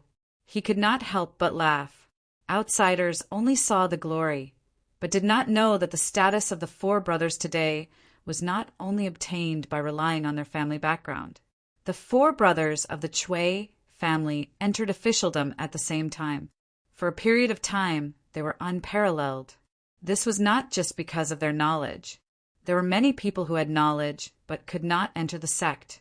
The joint recommendation of Princess Taiping and Shang Wanwaner was an important reason why they were able to enter officialdom. But for Princess Taiping to agree to the recommendation and to help them persuade Shang Wanwaner to agree, there was a price to pay, creating an atmosphere to the world that the Zhang brothers took the initiative to make friends with Wu Sanxi was part of the price. The four brothers of the Cui family were distinguished and elegant. They were the people that the Zhang brothers liked to make friends with. Now that the Zhang brothers were recruiting soldiers and buying horses to expand their power, they valued these noble, talented, and young people of similar age. The two sides could be said to hit it off. Under the intentional pandering of the four Cui brothers, they very quickly became honored guests of Zhang Tongxiu, Zhang Changxi, and the other two brothers. One day, the four Cui brothers invited the three brothers of Zhang Tongxiu and his brother to drink wine by the side of the Luo River and chat. The three Zhang brothers happily attended the banquet. During the banquet, Cui Yi seemed to incidentally mention the matter of Li Zhaoda's imprisonment. Cui Qi immediately said, "The emperor bypassed the three law divisions and handed this case to Lai Junqin. It looks like it won't be long before Lai Junqin can be transferred back to the three law divisions and regain control over the officials." When Zhang Changqi heard this, he could not help but worry. That day at the Dragon's Gate, Lai Junqin and us three brothers had a very unpleasant quarrel. We have long heard that Lai Junqin harbors hatred in his heart and is waiting for an opportunity to retaliate. If we allow him to regain control of the three law divisions, I'm afraid it will be disadvantageous to our Zhang family. Zhang Tongxiu sneered and said disdainfully, "Who does Lai Junqin think he is? Why should we be afraid of him? Looking at the entire court, who has the qualifications to be enemies with our Zhang family?" Cui Qi advised, "Tongxiu, we cannot be careless in this matter. The major figures that Lai Junqin has toppled over these years are not just one or two. Which one of these people did not hold great power and play an important role in the court? It is not a good thing to be stared at by this kind of person who is like a poisonous snake." Zhang Tongxiu was still unconcerned. Soldiers come with arms, water comes with an earth weir. Why should we be afraid of him? Cui Qi smiled slightly and said in a low voice, "One can be a thief for 1,000 days, but one cannot guard against a thief for 1,000 days. If Tongxiu is this careless, it is hard to guarantee that one day he will not seize the opportunity to bite you." Zhang Tongxiu frowned and said, "What else can we do?" Cui Qi moved closer and said in a low voice, "To deal with someone like Lai Junqin, we should strike first to gain the upper hand." Zhang Tongxiu said, "Brother Cui, do you think I do not want to punish that savage villain? It is just that the Empress values this lackey very much and relies on him as an arm. Although my Wulong and Wulong are doted on by the Empress, without a sufficient reason, it is impossible to make the Empress cripple her own arm with just a few words." Cui Qi laughed coldly and said, "Why not let him be blinded by greed and seek his own death?" Zhang Tongxiu's eyes lit up and he hurriedly asked, "If that is the case, could it be that Brother Cui has a brilliant plan?" Cui Chi moved closer to his ear and whispered a few words. After listening to Cui Chi's words, Zhang Tongxiu thought carefully for a while and said hesitantly, "Will this plan work? What if Lai Junqin succeeds instead?" Cui Chi smiled and said, "So what if he succeeds? If Lai Junqin succeeds, then he will be borrowing Lai Junqin's hand to get rid of another big obstacle for us. Wei Wang has long been dissatisfied with Brother Zhang planting more and more arms and legs in the court and suppressing his power." Zhang Tongxiu said hale and hearty, "That is right. Whether this plan succeeds or fails, we will still be able to profit." "Ha ha ha! Brilliant plan. It really is a flawless, brilliant plan. I will enter the palace now and discuss it with Yi Ji and Changzong." Cui Chi pulled him back and said, "Tongxiu, this matter is not urgent. Now is the time of spring. Let us drink to our heart's content first." Zhang Tongxiu had something on his mind. How could he still be in the mood to drink? After a while, he left Zhang Changqi and Zhang Changyi to accompany the four Cui brothers and excitedly entered the palace. It was already afternoon. Wu Zetian left the court and first went to Wuqing Hall to deal with a few important memorials to the throne. She also asked Shanghai Wanner about the progress of the transportation of rations, troops and weapons in preparation for quelling the Khitan rebel army. She then returned to lovely Spring Terrace. After chatting and laughing with Zhang Changzong and Zhang Yi for a while, she felt tired and went to bed. Zhang Changzong and Zhang Yiji saw that Wu Zetian was taking a nap, so they went to the garden to play on the swing. Feeling bored, they went fishing again. They had just cast their fishing hooks into the pond when an eunuch came to report that Zhang Tongxiu had arrived. The two brothers were very happy. They quickly put their fishing rods aside and asked someone to invite their older brother over. Zhang Tongxiu was led to the pond. Zhang Changzong and Zhang Yiji sat down in front of a stone table with him. The palace maid served fresh fruits and candied fruits before withdrawing. Zhang Changzong said to Zhang Tongxiu, "The two of us are extremely bored in the palace. Every day we hope that brothers can come and talk with us. De Xiong entered the palace today. Why didn't you bring Changyi and Changqi?"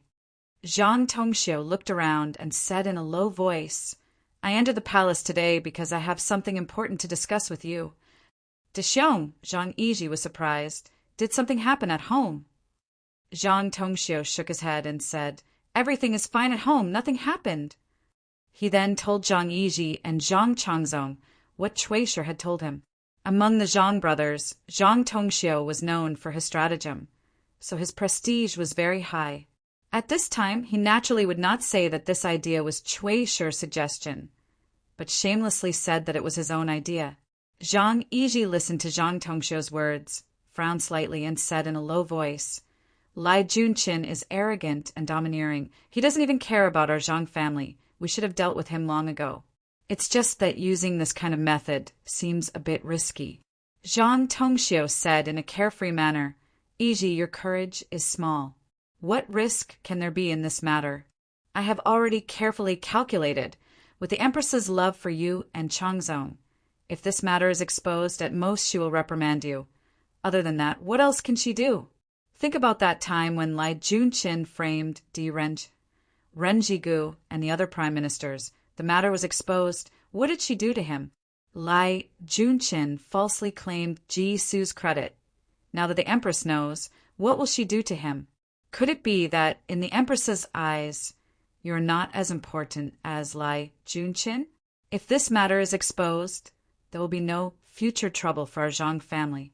If the plan is carried out, then regardless of success or failure, we will still benefit.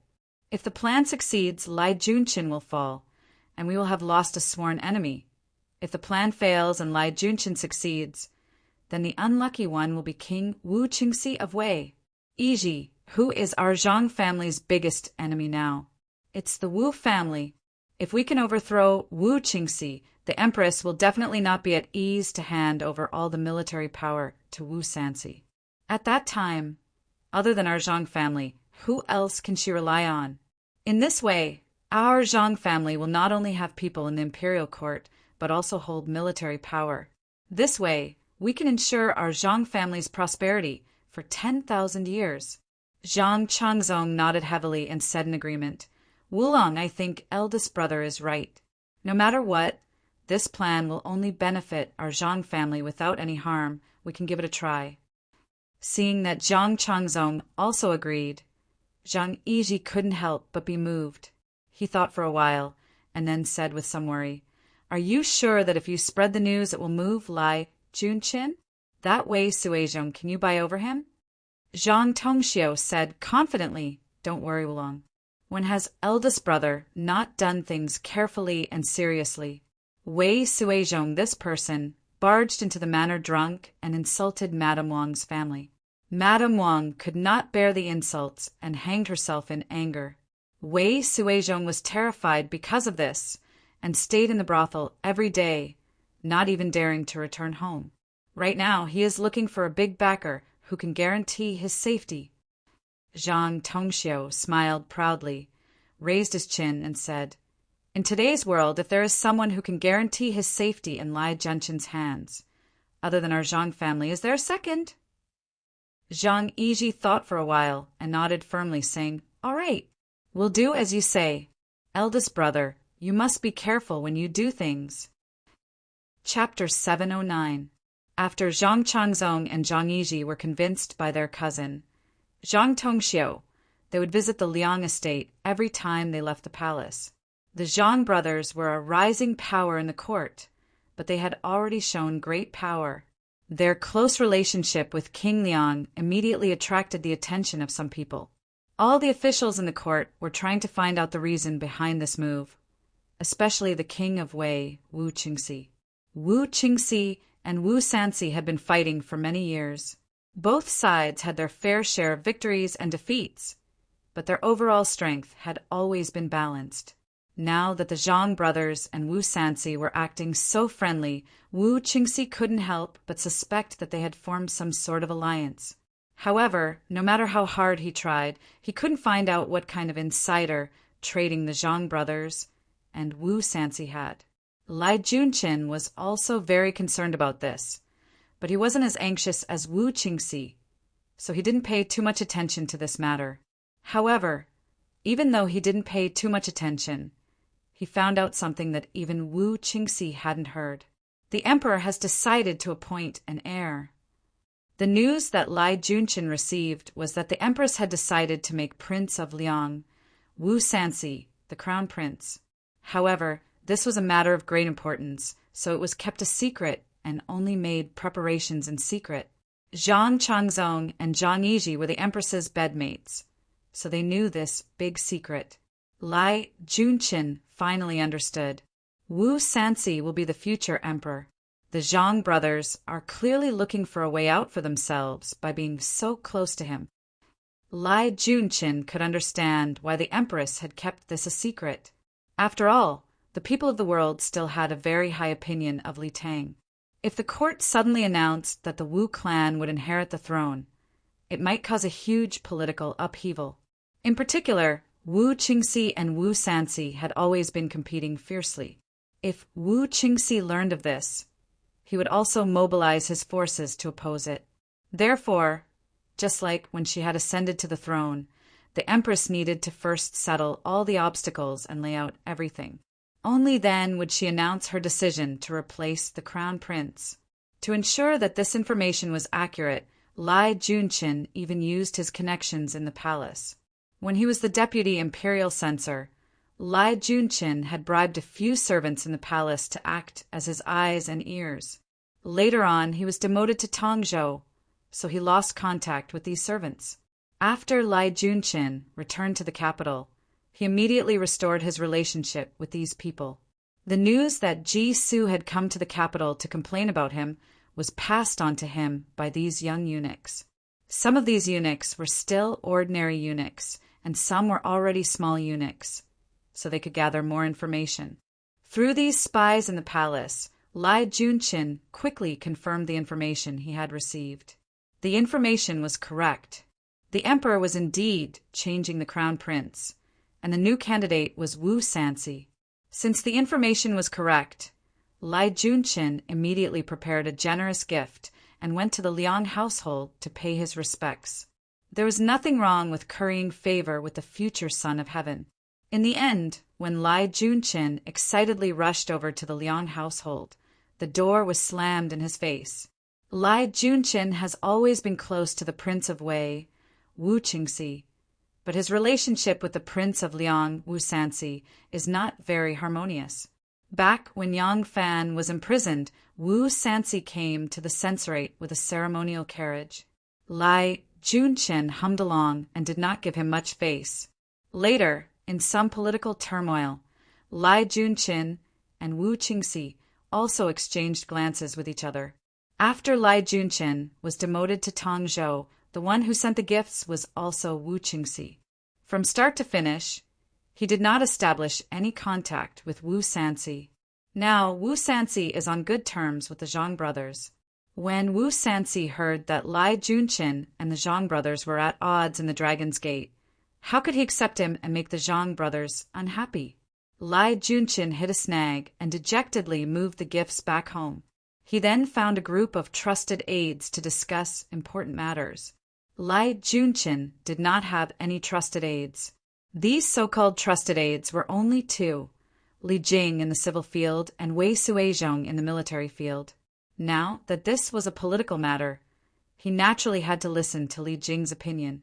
In Lai Junqin's view, although Li Jing was only a military supervisor, he was knowledgeable and had worked for the Luoyang government for many years. His eyes were still very sharp. There was no great general in Sichuan, so Lai Junqin could only seek help from this pair of stinky cobblers.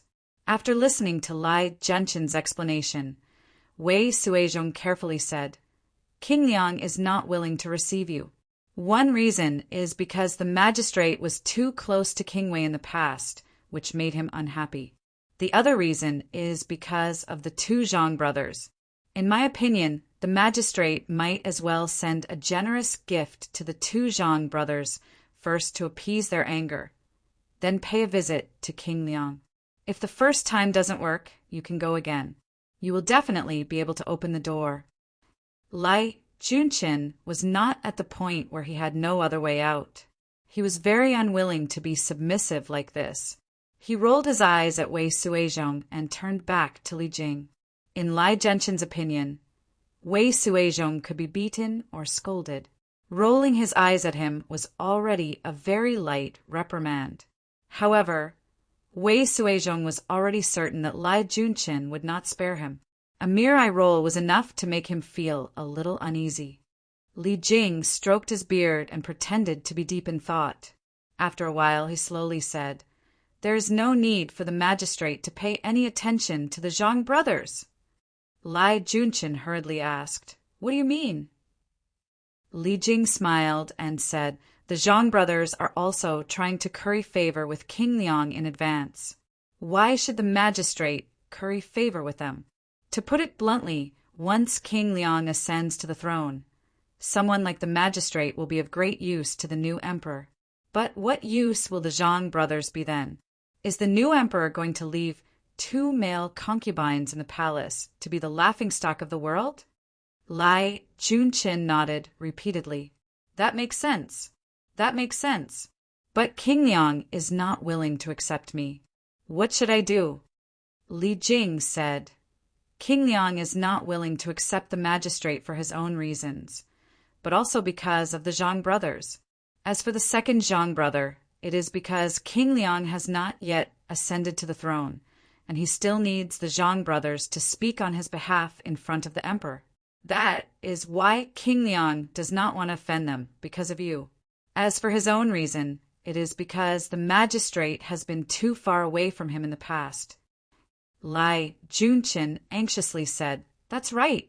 I also understand this logic. The problem is, what should we do now?" Li Jing's eyes turned, and he smiled slyly.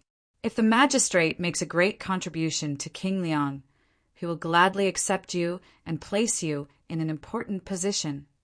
Lai Junqin's expression tightened. He asked hurriedly, "How can I make a great contribution to King Liang?" Li Jing asked in return, Who is King Liang most afraid of? The Empress has already made a decision about the Crown Prince, but has kept it a secret. Who is it for? Lai Junqin lowered his head and thought for a moment. He slowly said King Wei. Li Jing said, "Correct." Lai Junqin's eyes wavered. "What do you mean?" Li Jing said, "During the era of Emperor Wu of Han, there was a concubine called Go Gezi." Wei Suizhong was an ignorant and incompetent person. When he heard Li Jing's story, he could not help but be surprised. Lai Junqin had never heard of this person before. He did not know why Li Jing was telling this story, but he knew that it must be related to the answer he wanted. He said, "Continue." Li Jing said, "In the later years of Emperor Wu of Han, someone secretly reported that someone in the palace had cursed the emperor with witchcraft. Empress Wei Zifu, Crown Prince Lu Ju, and the others died because they were framed. Emperor Wu intended to make Lady Go Gezi's son, Lu Fuling, the crown prince, but he was already old. He was worried that Lady Go Gezi would interfere with court politics after his death. So before making Lu Fuling the crown prince, he ordered Lady Go Gezi to die." Lai Junqin thought for a moment and said, "I understand what you mean. You are saying that since the emperor is determined to make King Liang the crown prince, he will remove all obstacles for him in advance to ensure the smooth succession of the throne?" Li Jing hurriedly said, "I do not dare to speak carelessly about the emperor's plans. However, the current crown prince is but a bird in a cage.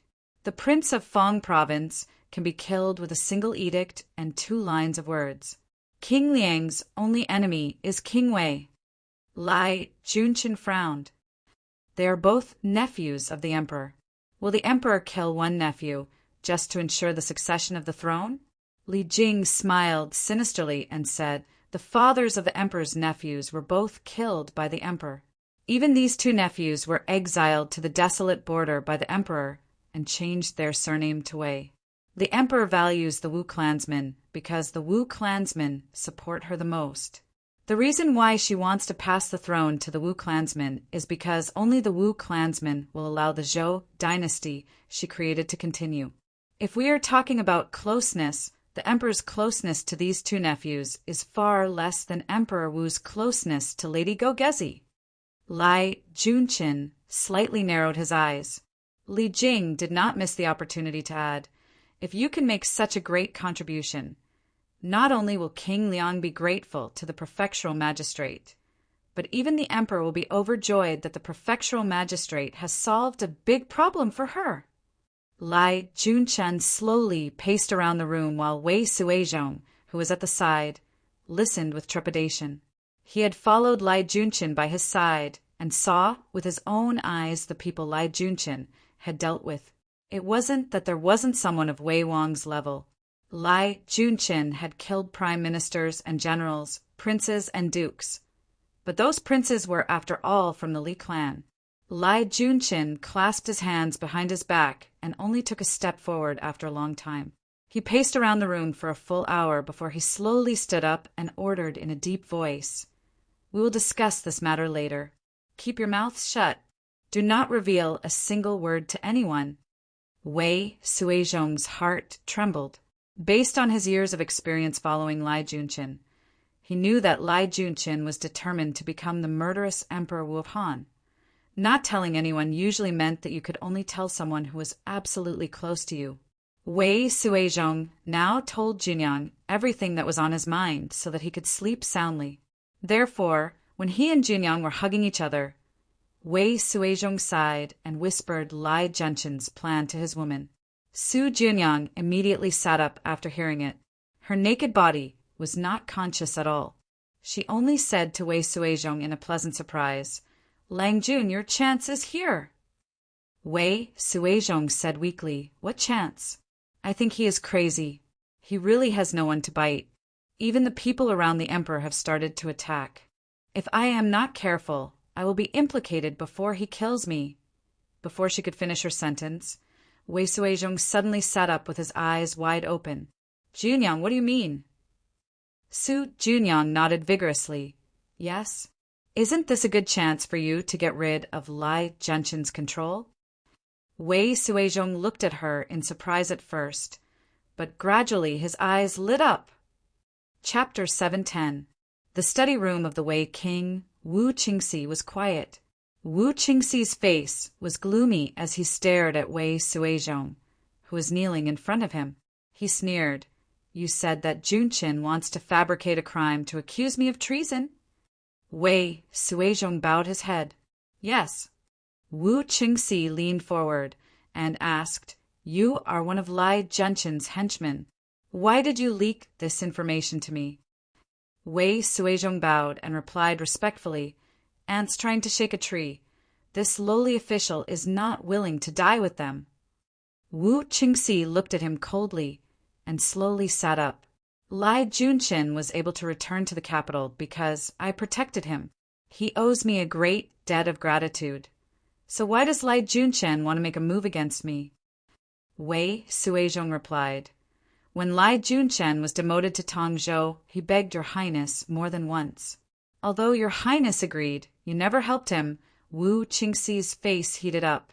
He naturally knew that Wei Suizhong had accepted money but did not do anything. Wei Suizhong said, Lai Junshin has long harbored hatred for this and swore to take revenge. Although he was able to return to the capital, he regained His Majesty's trust because of his contribution in solving the case of Su Lianyao and Lu Sili's treason. Your highness did not help him, so Lai Junshin only remembers grudges and does not remember kindness.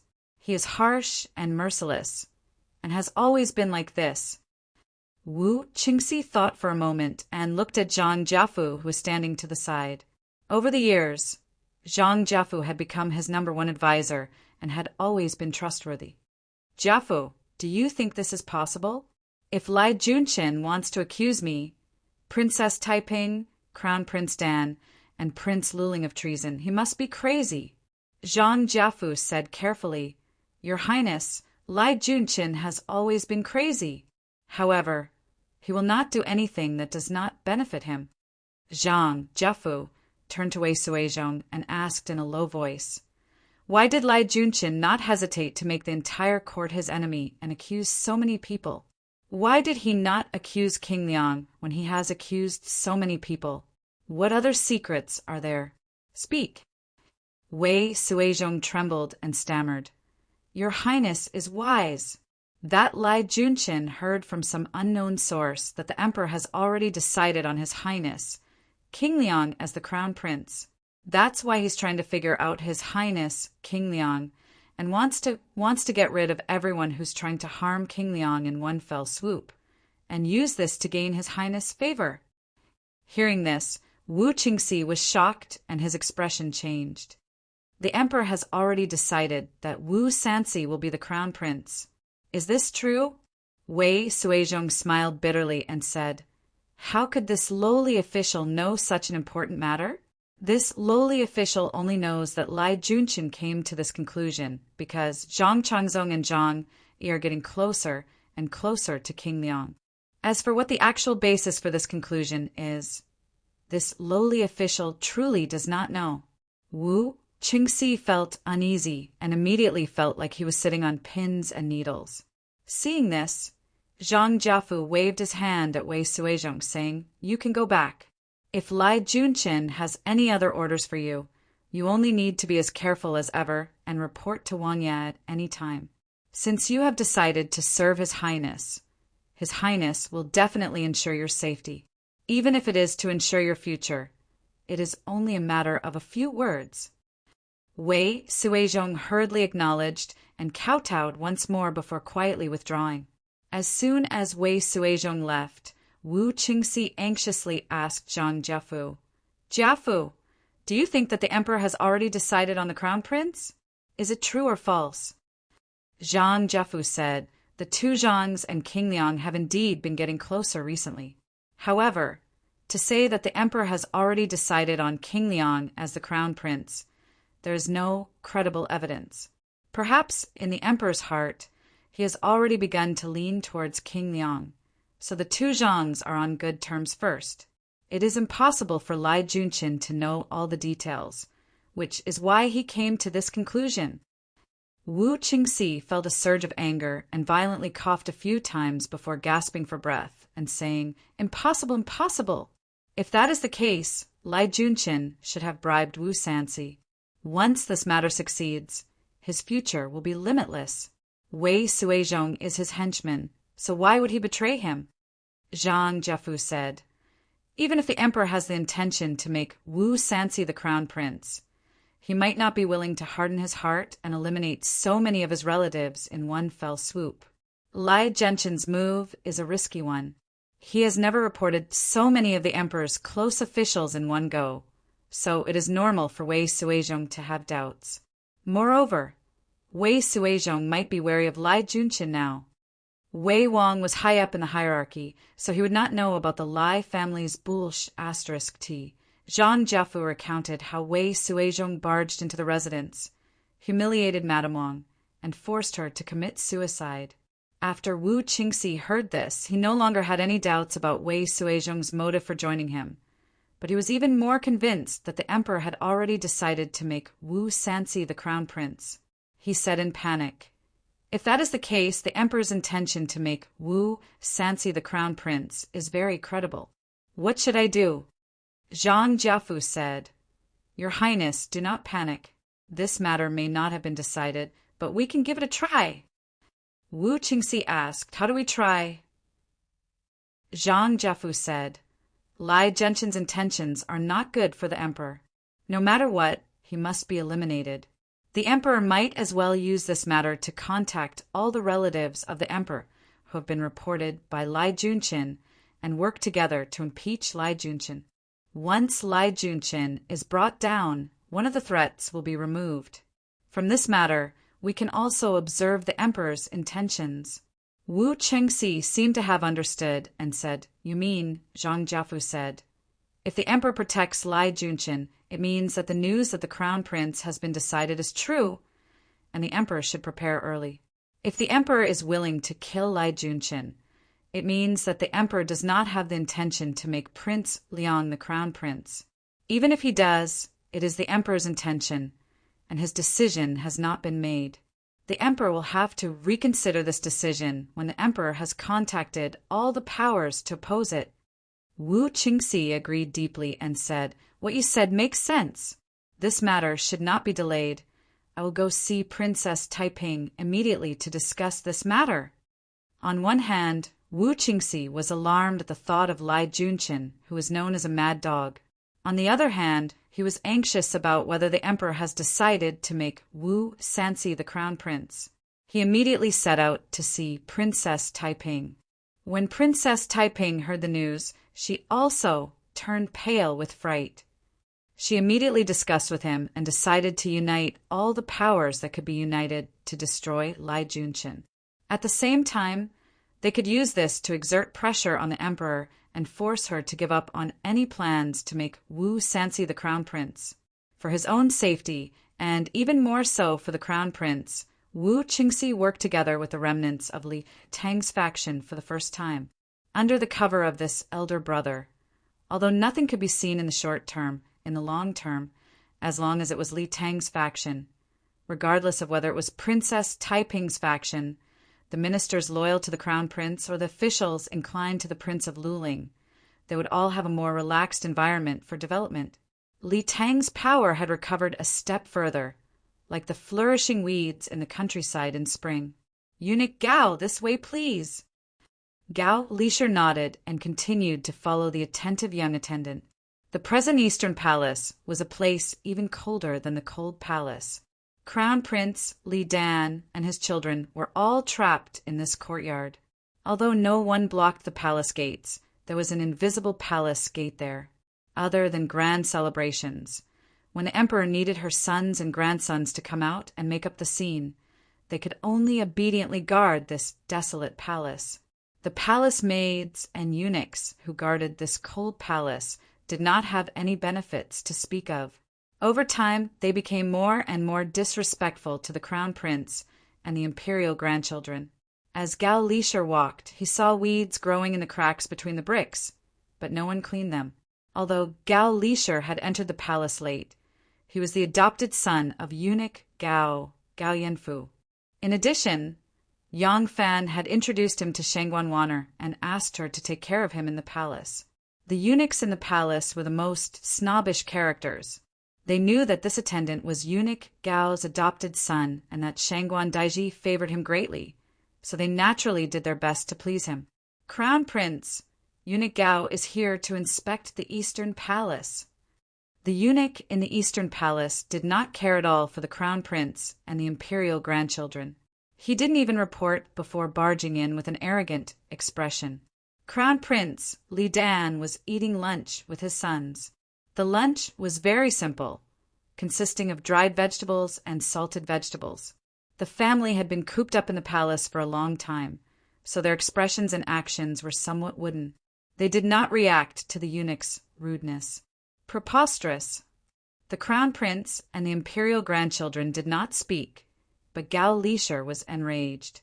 "How dare a servant like you act so rudely in front of the Crown Prince and the imperial grandchildren?" Gao Lisher shouted angrily. The Eastern Palace eunuch fell to the ground in shock. Yes, eunuch Gao, please calm your anger. Eunuch Gao is right."